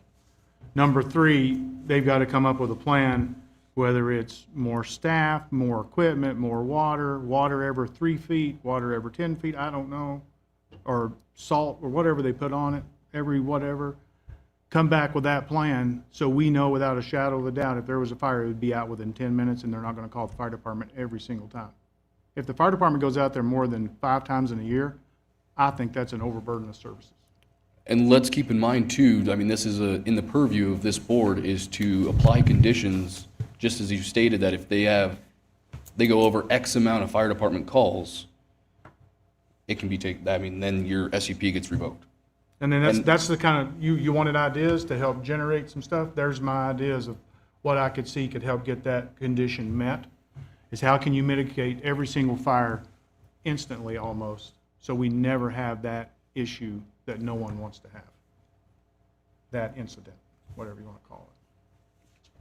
I think regardless, you haven't given your other public comments, so you're more than welcome to your 3 minutes.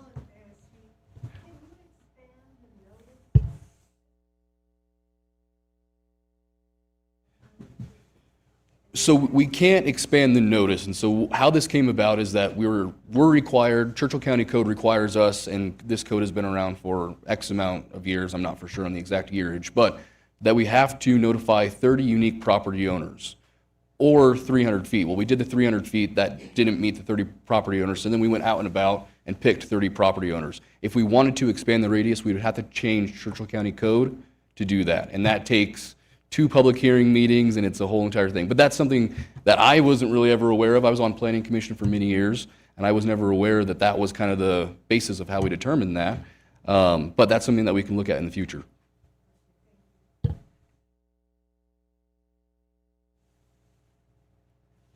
What is your guys' thoughts? I do not think we're going to be able to come to a resolution tonight. I think regardless, we're going to have to table this. It's a matter of if we table it for 30 days, 45 days, 60 days, whatever we decide. Mr. And we Chair, have to, go ahead, And Randy. I'd like to just add, if there's requirements that you require of us, to be definitive in that, because again, we're not the experts in, again, what Mr. Barbie said about, we shouldn't be writing the EPA codes or OSHA codes or anything like that, because that's not what we do. So if you want certain things from us, we just need to have that definitive as well. I think Commissioner Blakey kind of covered that. I do not think that should be on the county's table of things to do. That's not our job, that's not our responsibility. I think we all agree up here on that. So I don't think we're going to be coming to you guys with any of that information. The other option as well is that it's again, in this board's purview, that if we want to add condition items tonight, we are allowed to add condition items tonight, and Redwood can either accept those conditions, and it is what it is, or they can turn away. Again, it's completely in our purview what we want to do. So I think, for example, just like I threw at you, Commissioner Blakey, if you wanted to do, the fire department gets called more than 2 times in a month, your SUP's revoked. The one that I have a challenge with is how batteries are stored and stuff like that. I do not see a way to easily remedy that by conditions. I guess you could throw a condition in there that they'd have to construct a building, but that seems undue and unjust on the property owner. Yeah, which is worse. Additional question for Joe. If we put like a tier mark requirement on an SUP, how does that translate to other industrial things? So in other words, if we say you will not be allowed to, or you'll have some penalty above 2 fire calls, does that then put us in a legal bind if Joe Farmer or Jim Farmer has a fire issue and calls the fire department more than, In this case, if it's a condition of the special use permit, it won't affect anybody who is not associated with a special use. It could be an allowed use. There is, I guess what I'd say is, we don't want to generally tell people that they shouldn't call the fire department as just a general matter. It's not a good design to say, please don't call the fire department if you have a fire. And so I do think that that condition could be worked out in a way with staff to perhaps address that in a way that ensures the same outcome, which is, a certain amount of fires in a period of time will cause a revocation or cause a process of revocation to start. I don't want to condition it and say, you absolutely will be revoked, because again, that teaches people So not to possibly, call. if the fire marshal says, But this that's is becoming a something that I hindrance. believe we can work on based off of what you've said already. I would say I agree with you, Miles. That's my point. I shouldn't be I'm not an engineer, I'm not a fire guy.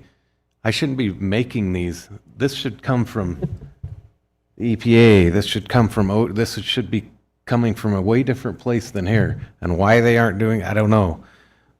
So that is difficult, because maybe they shouldn't be stored inside. Moss Landing was inside, completely different than what they're doing. Those were active charge batteries. So I don't know what the right answer is. But I don't know why they would say should be recommended, because they don't really want to take a stance. And how can we take a stance? So I agree, Miles. I don't see how we could do that. I think I have another public comment. If you want to come up and use the microphone. And you'll have to state your name, spell your last name for the record.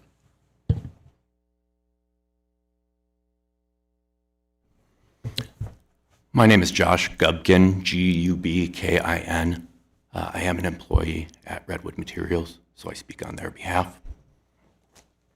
I just wanted to make sure that as we're talking about fire response, that it's G-U-B as in boy, but thank you, that you fully heard everything that maybe wasn't seen in the presentation or in some of the materials that I believe we had tried communicating to the commission before and to the members of the board, and I want to make sure that it's on the record. You know, in addition to having 2 people who would be there 24/7, you know, it is, as they said, 24/7 to 365 monitoring that goes to Security Operations Center. As far as, you know, what code there is, what do you work off of? There's the International Fire Code. That's what all the fire marshals go by. They go by the latest, and so do we, 2024. But we've decided, instead of a 10-foot separation, in conjunction with your fire marshal, to expand that 50%. So instead of being 10 feet, it's 15 feet apart. So we're going already well beyond what is required. There is code for outdoor storage. That's part of what it is. The grid design is exactly what the International Fire Code, which is done by a group of fire marshals, to come up with what they have determined is safe. So we are following that and more.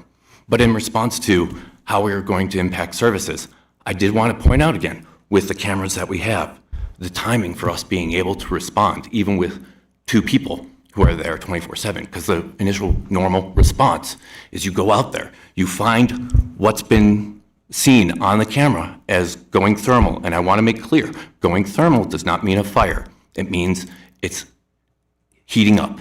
They see something that's irregular, at which point they can go out there and they can see and find exactly where it is. And if it's a battery, a module, a pack, a pallet, they can take a forklift and move it to an isolation zone, which we had presented before that we have.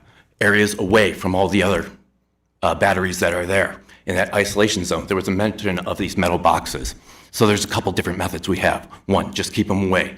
2, take the metal box, put it over there. So if it does go thermal and does turn into a fire, that there's something to keep it from propagating and moving to anything else and puts out.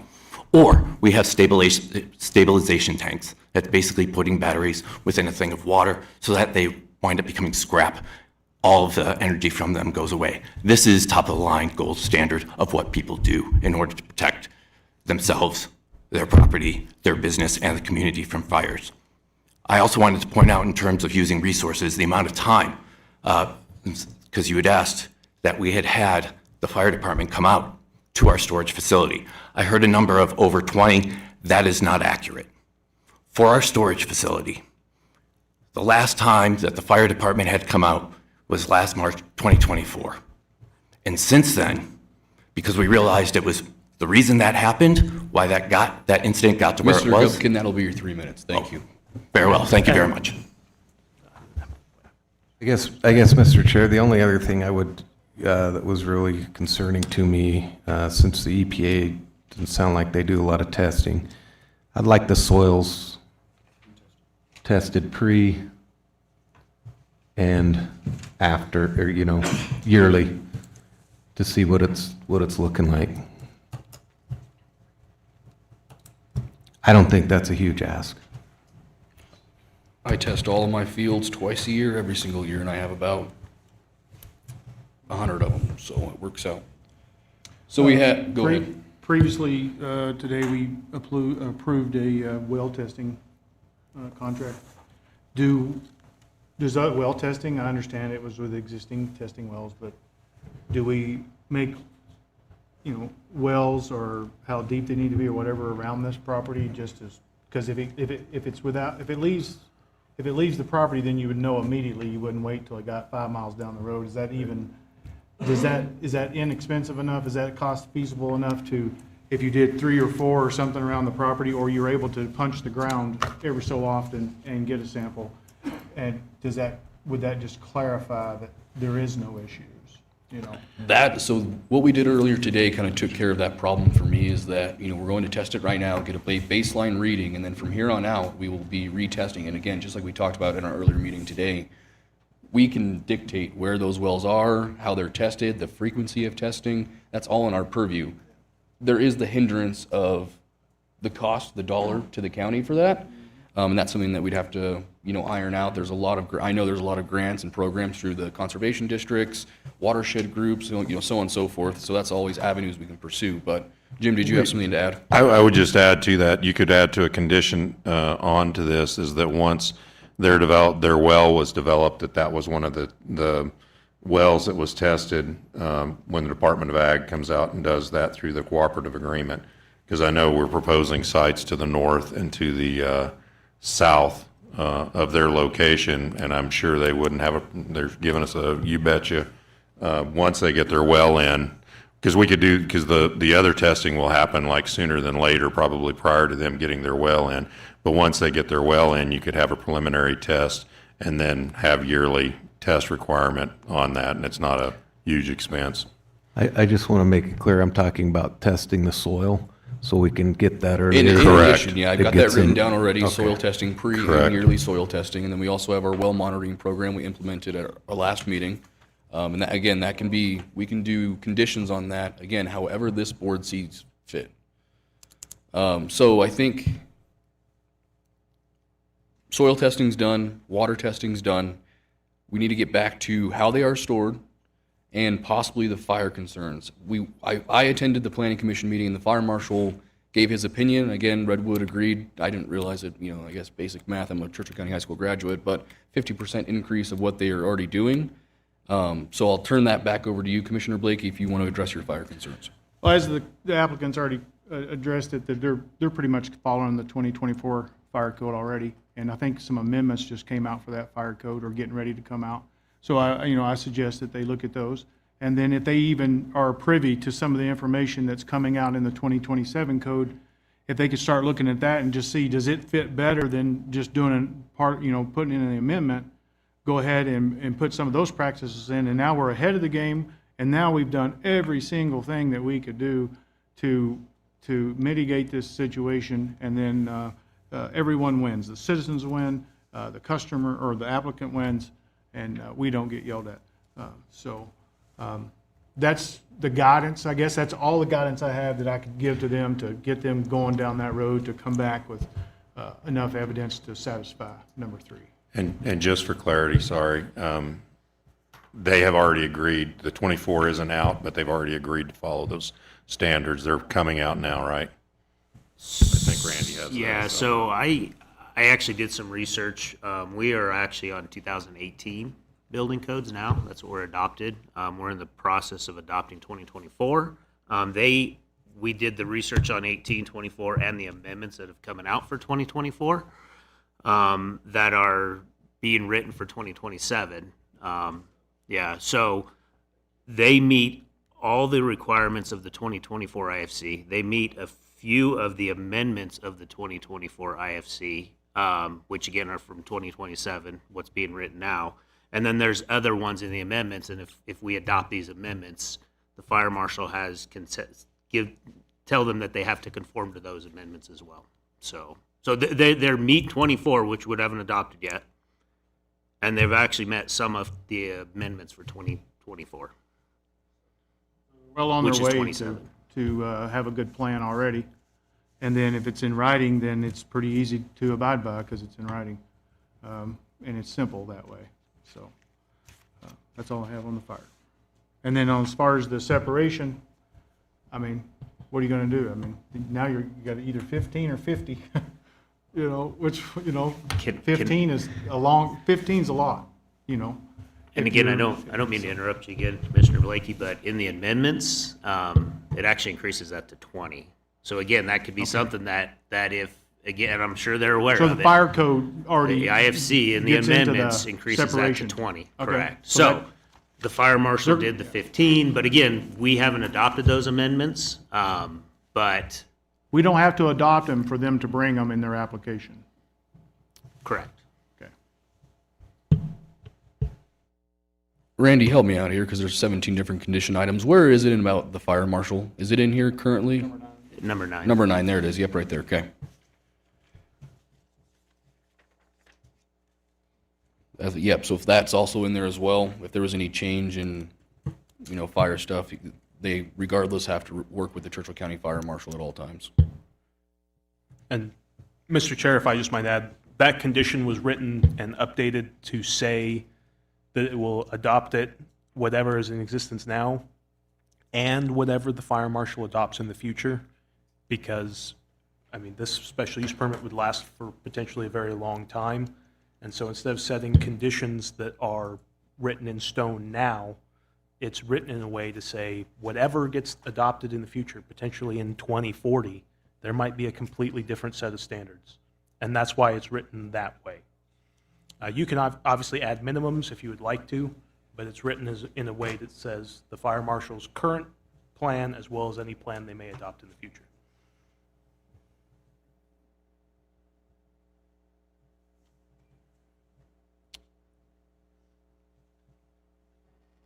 Any other questions or, sorry, I was reading. Any other questions or comments from board or staff? I do have one. Go ahead, Matt. You can come up, it's going to be a question for you. So it was kind of my understanding that you kind of have a bit of a little fire brigade out there? Maybe like a little fire truck, a couple days? Yeah, so that's what I was going to, that's what the emergency personnel will be in, is the initial suppression capabilities with the F500 and that thing. So we have that in existence, and that would be obviously used and improved throughout time, I guess. Any additional questions, sir? No, I was just going back through my notes and I missed a few things, so that was it. Yeah, if I may, I apologize. I'm kind of lost in the, so. Go ahead. We've agreed through the planning commission approval to a variety of conditions, right, upheld, and I think they've been added to, but I was trying to get a clear list in my head of. Currently, and again, this isn't like we're going to approve this, we're throwing stuff at the wall right now, because again, we're rocking a hard place here.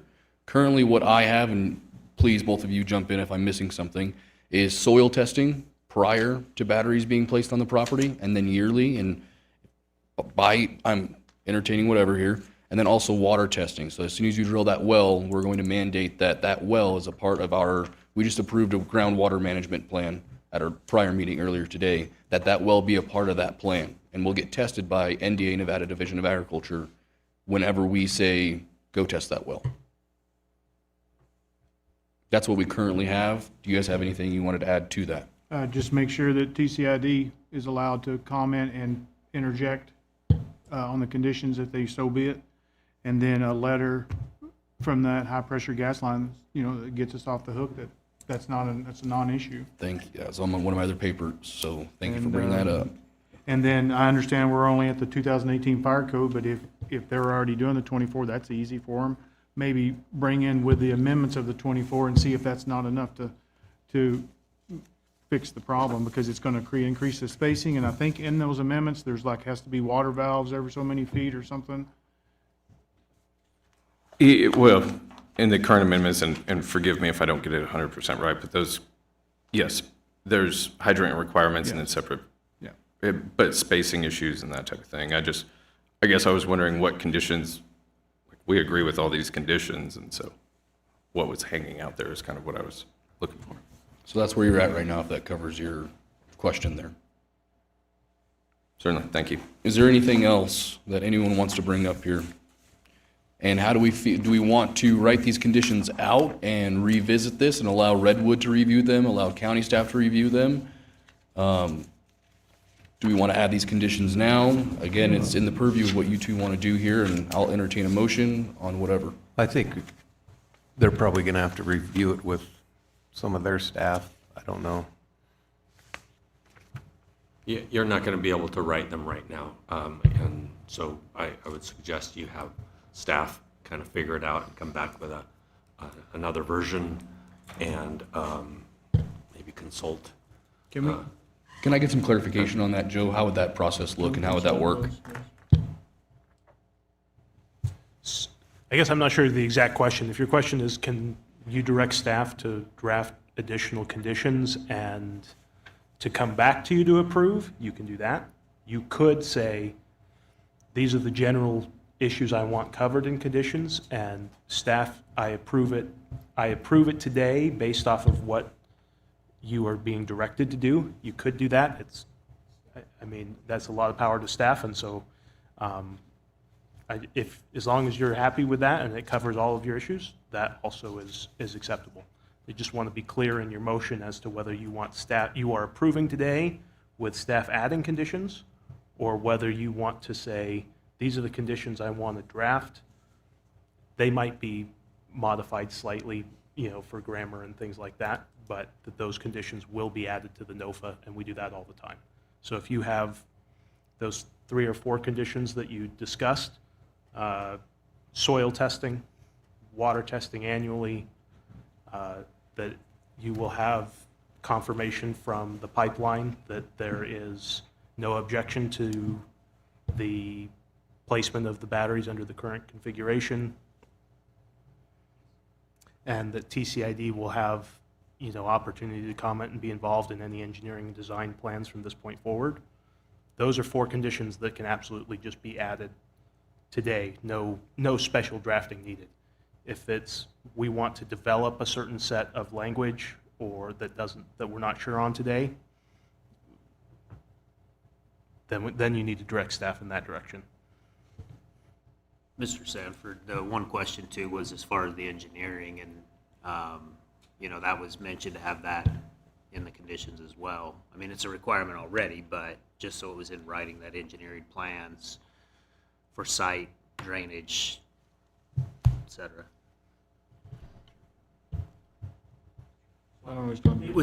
That was brought up as far as engineered plans and reports, right? And whether we had put that in the conditions, even though it's a requirement, that I just remember that question came up, if I recall, so.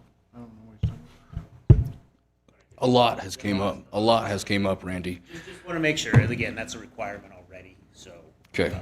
But In addition, Commissioner Blakey was bringing up a number of fire-related things, more fire staff, more water, I think he was discussing or listing vehicles and stuff, but if that's been resolved, then I guess that doesn't need to be figured out. That was my other question too. I think this one's for you, Dawn.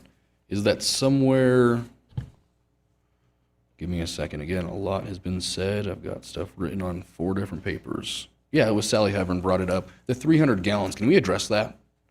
Yeah, 300 gallons are what's on the truck.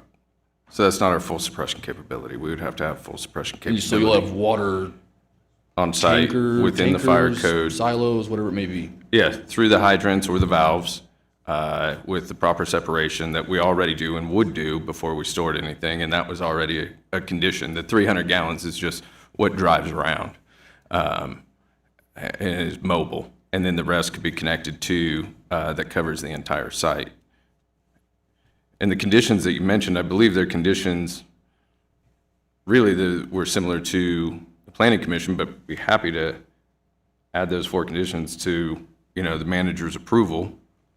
And, I mean, there's nothing in there that we weren't doing.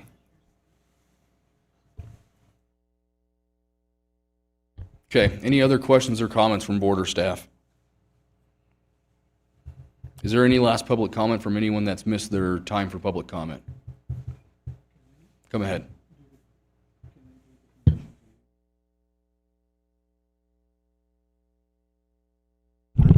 Sherry Sampson, SHERI-SAMSON. My question is, have we talked to the community that they live in now? The community that's hosting them at this current time, what's their experience? What's their experience with the community themselves? Hopefully, when something of this magnitude comes in, they'll be contributing to our community. And also, how are they perceived there? They've already pioneered this in the current location they're at. Has anybody spoken to the leadership of that community? I've spoken with the Story County Commissioner, and they love having Redwood Materials there, but that was only one commissioner, and So that's all I know, and that's all I can speak to. I think I'd put it out that we maybe expand speaking to other people, just to find out. Just addressing that for the Thanks. record, we had previously here Taylor Adams representing EDON, who was here to speak in favor of Redwood Materials and how much they appreciate them being a part of EDON through Story County. But he had to leave prior to public comment. So that was his intent. Any other questions or comments from board or staff? Okay, which direction do we want to go here? Do we want to add these conditions to this and, check off all of our boxes that we haven't covered? Up to you guys. I'll entertain a motion if you guys want to go that route. Does that new fire code requirement amendments, that 20 foot, does that satisfy the storage question that you had? Or was it related to being? No, that doesn't have, it wasn't related to that. It was more related to the temperature of the storage. Is that a big enough concern for you where you want to address it? Goes back to, I don't know how you address it, other than, some people say store them inside, some people say don't, so I'm certainly not the one to ask. Yeah, and that's my comment on that one too, is that they've been doing this in Trick for 4 years, and they've had their incidences or whatever it may be, but it's never been anything that's been. Who's that code through? That's through the National Fire, I'm looking at Alex, International Fire Code that allows for outside storage of the lithium batteries, correct? International Fire Code, yep. I've got the section here. If you needed to see. Give us that section. It's battery, section 325.4, battery recycling storage facilities. They have indoor and outdoor, and then they've got the requirements that go along with that. So, Yeah, sure, there's valid reason for it then, so. If I could just clear up the inside storage, we find that to be the worst practice, and that's when you see these images that were shown today, that's because of indoor storage, propagation between it, gases being trapped by a roof. I just want to make that abundantly clear. Additionally, we're on multiple committees to help with these codes from our experience, and we've had fire marshals from around the country lean on us for advice in those. So we're very active in that, and like I said, we're not going for the easiest way. We actually increased the requirement in the meeting I was in for the state fire code that's currently going through amendments. It's safe to say the governor's office looks to you as the gold standard in lithium battery storage currently. I certainly don't want to speak on behalf of the governor's office, but yes, they've leaned on us for a variety of questions. Thank you, Don. Any other questions or comments from board or staff? Again, sorry to keep asking, but I just want to make sure we get all of this out and about. I just want to make sure we have something in place for a bad soil test, for a bad water test. I think that So I would think fall that's in- where you have to discuss.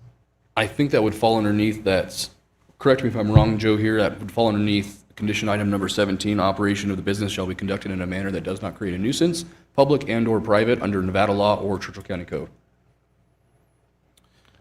Basically, you would require a third party to do the test, and the applicant would cover that cost. Right. If you want to do something that is, I guess, more stringent than nuisance, you would have to add it.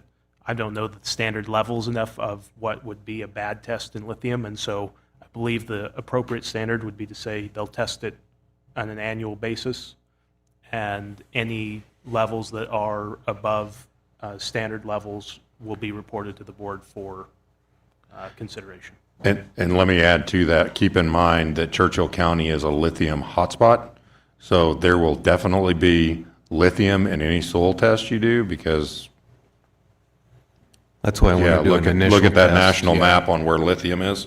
Go ahead, Don. Sorry, I don't mean to interrupt, but so yes, there is a lithium. It covers over, I believe, 1% of, is it 1% of the Earth's crust?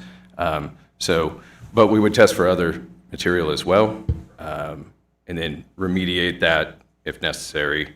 Hopefully, the tests are all clear, but yeah, having a baseline there, the lithium would be, and then it would be set to the standard. So there's an acceptable standard for these metals because they're on the periodic table, so they exist. So you will get lithium, for instance, in a test. And there's the EPA does have a guideline for acceptable levels, and anything that would exceed that, especially if you test prior to any material being placed, you would have a baseline. And we would, if you wanted to include that in a requirement, it could be set to the acceptable level of staff, or EPA acceptable levels. Current EPA acceptable levels for I think we soil would just say tests on any- heavy metals. Yeah, any federal, state, or local adopted regulations, and that way it'll follow anyone, right? Whether it's Redwood or whoever our next person would be, they would have the same level as adopted by either the county, the state, or the federal government. Joe, repeat that for me. That'd just be federal, state, sorry. Will meet acceptable levels under any federal, state, or local regulation.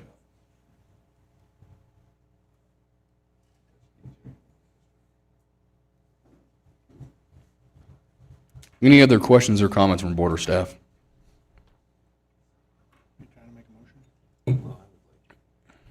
Go ahead. I still think I'd like to look at this, what it looks like. Should be brief when it comes back or not. I mean, so just going off of, what we have, soil testing pre and yearly, water testing pre, and then also yearly. The high pressure gas line, that's an easy one. TCID, I think that's an easy one. The soils testing, I'm fairly confident if that's what you guys want to see in that, our staff can come up with something that's adequate to that level, and especially in reviewing minutes, we've talked about it enough. And then also, again, the high pressure gas line, that's a simple letter from whoever owns that easement. TCID kind of already has given us their opinion, but they're going to want to see that final plan, and that's all they've asked for. The other thing is to meet acceptable levels from federal, state level, and EPA for lithium content in water.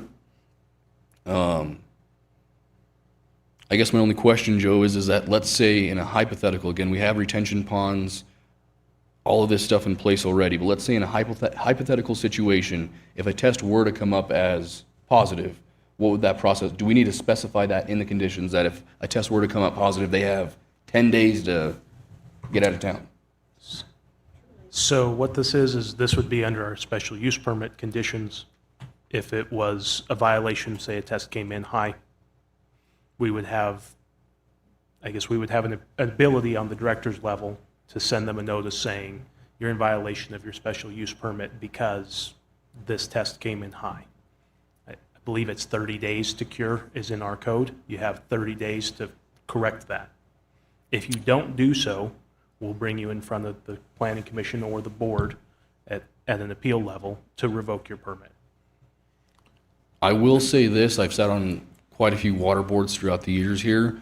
Nancy Upham, I believe, was the one that said it. There is no curing that thing. So as soon as it becomes high, it's not a matter of, so is it in the board's purview to give them X amount of days to be done with their operation? This board's purview. If you want to put that as a condition, then yes, you could say, upon the occurrence of this, you will cease all operations. I think if that's going to be a condition, you might want to be very specific on what you mean by the test, if it's just. That's what I mean, we don't know what levels that would be. So, but I mean, if you're saying. If you just refer to federal, state, Sure. and EPA levels that became above their safe range, then that takes care of that. Yep. And you have, go ahead. And if we do soil testing before they even come on the property, then it just can't get worse than that, whatever's there. Mr. Barbie said there could be lithium already in the land there. I think Yeah, that would be the point of the baseline that he was referencing, yes. So we got to get that done first, and then if it ever gets worse, then that's how they'd be reprimanded. both the soils testing as well as the water testing would refer back to federal, state, EPA levels.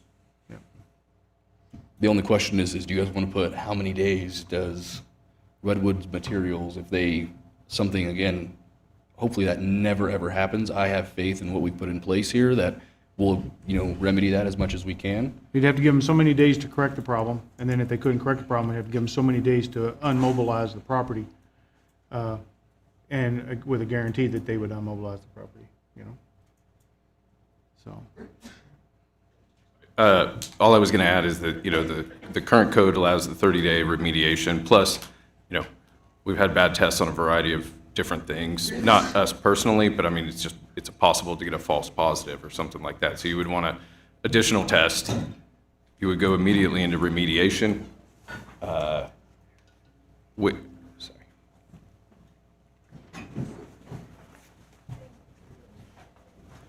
Yeah.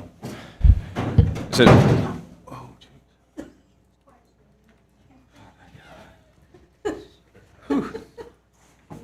Go ahead, John. apologize. All right. So, I guess I don't mean to write a condition for you. I just wanted it to be a feasible timeline. So, current code, 30 days of additional testing, remediation, and then, within the current code, you can apply the nuisance clause, and I believe I will turn to the attorney. So I guess the way it would go right now in our current code is once we observed an issue, they would be notified, they'd have 30 days to resolve it. And then at that time, we would bring it in front of the board to make a decision, right? And the idea being potentially it's a false positive.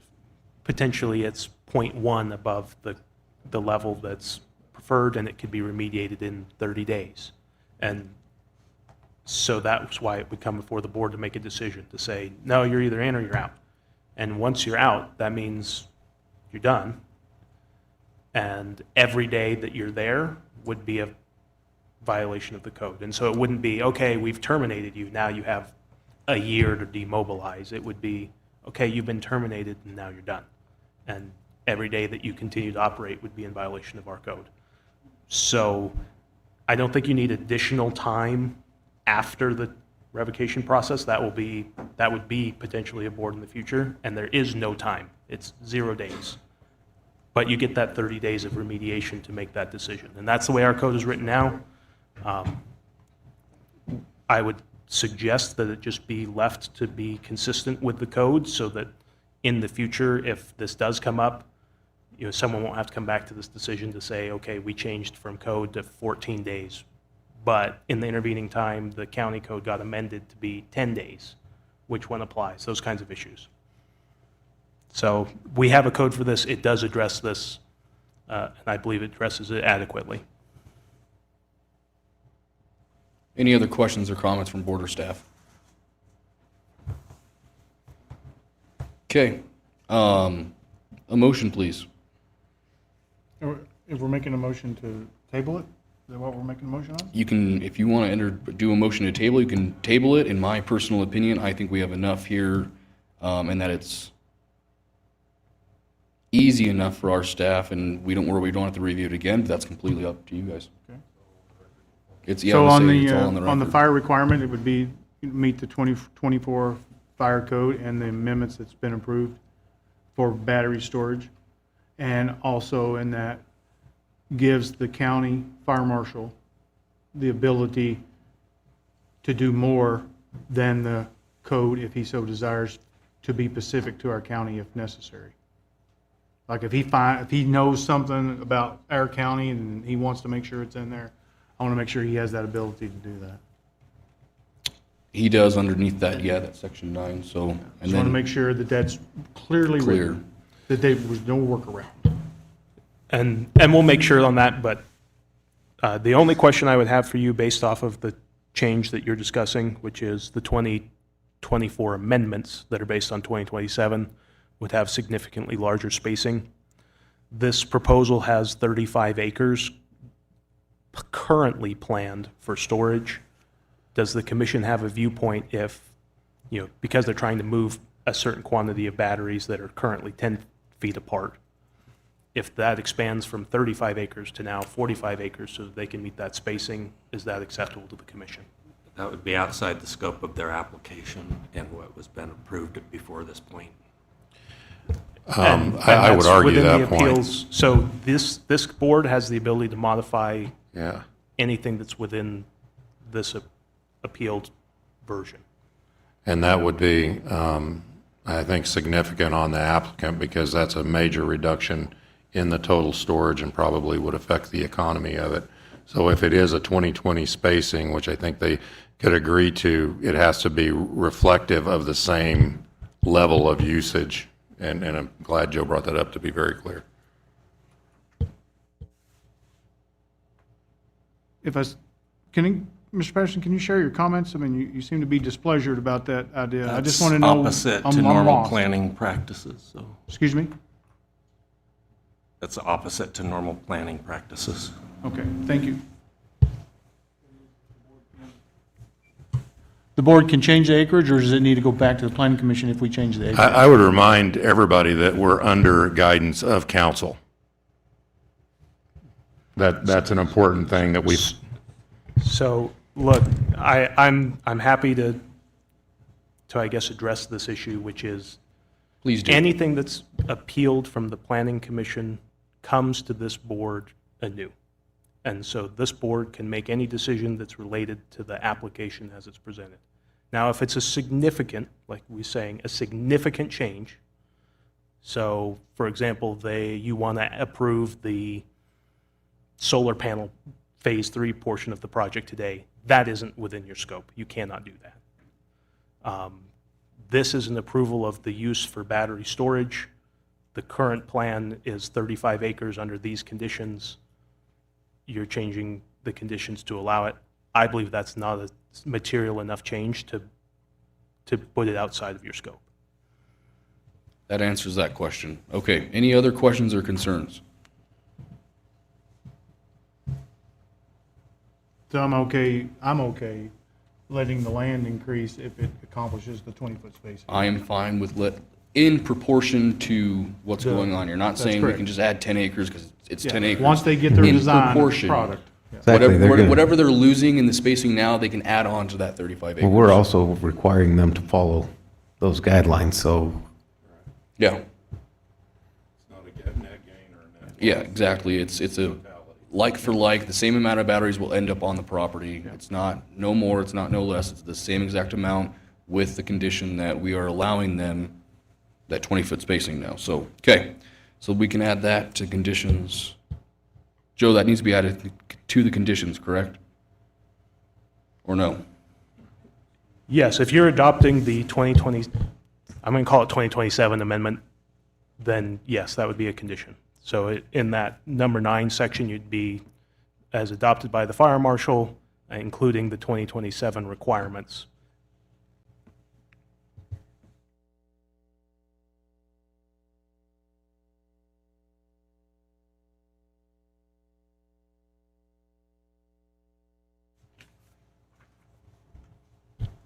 Does the applicant think that you're hearing anything that's not going to work?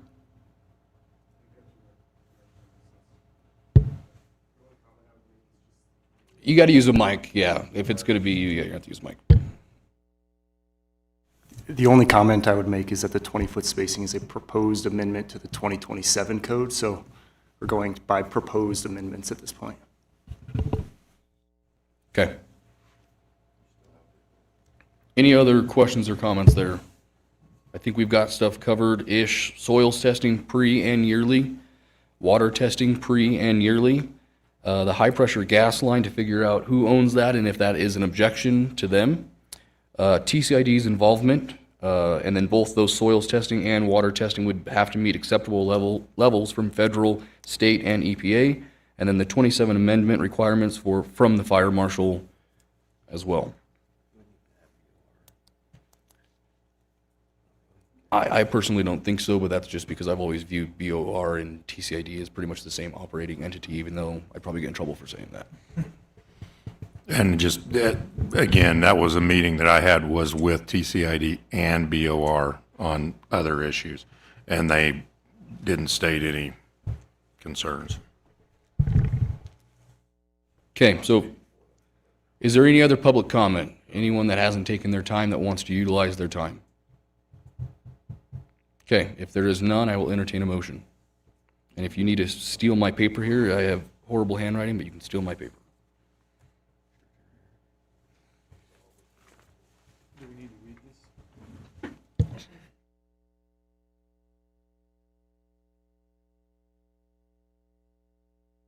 We're going to take a quick 5-minute recess and we're going to write this out so then it's taken care of.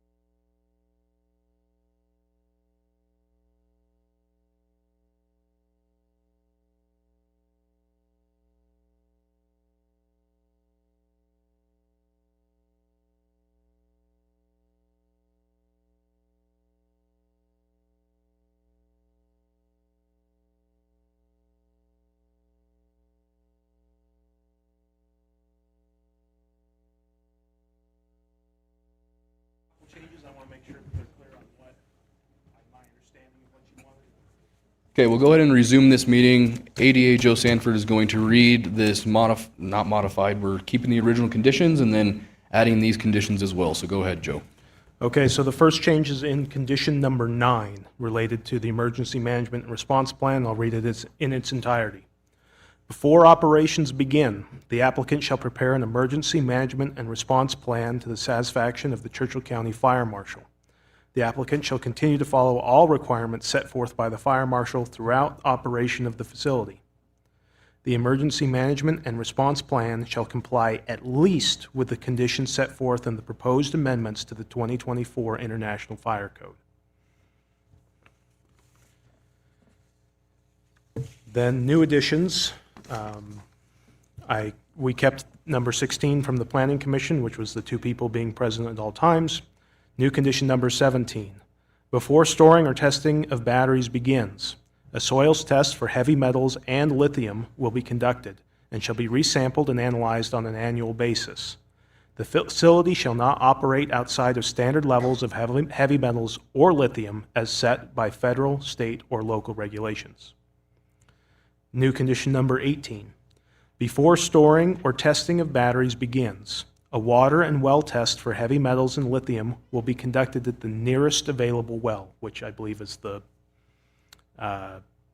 Bengo facility, Safety Clean facility, because this well currently doesn't exist, and thereafter on the on-site well on an annual basis. The facility shall not operate outside of standard levels of heavy metal or lithium as set by federal, state, or local regulations. Number 19, that TCID/the BOR shall be allowed to provide input into the final engineering and design plans implemented on the project. And section 20, that the owner of the easement for an underground pipeline on the site shall be contacted and shall confirm that no material impact is expected from the site. This shall be waived if there is no response after 60 days of due notice by certified mail. And that just is, I mean, if they may not respond, and I don't want to put us in a situation where we're trying to hound someone who doesn't have an obligation. On the old set of conditions, we have operations of the business shall be conducted in a manner that does not create a nuisance, public or private, under Nevada law or Churchill County Code. Every other condition that was previously in it still remains, including that one. That is now number 21. Gotcha, okay. I was just looking for clarification on that, making sure that was still there.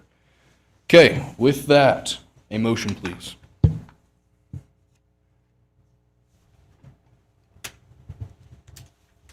Mr. Chairman, I make a motion to uphold the Planning Commission's decisions with the conditions that have been edited and updated and new conditions that have been presented and agreed to by the commission. Second. It's been moved and seconded. All those in favor, please say aye. Aye. Aye. Aye. Motion carries. Joe, do we need a motion where we actually read in the Churchill County Code APN number, or no?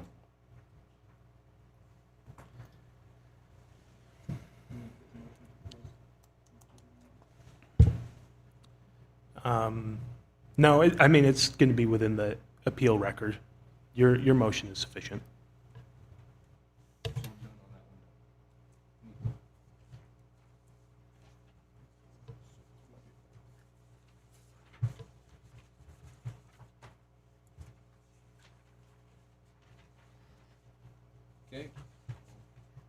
Okay, so that has been upheld. The Planning Commission's decision has been upheld. So we'll now move to 7, public comment. Is there any public comment at this time? Seeing no public, we stand adjourned at 7:25. Thank you, everyone.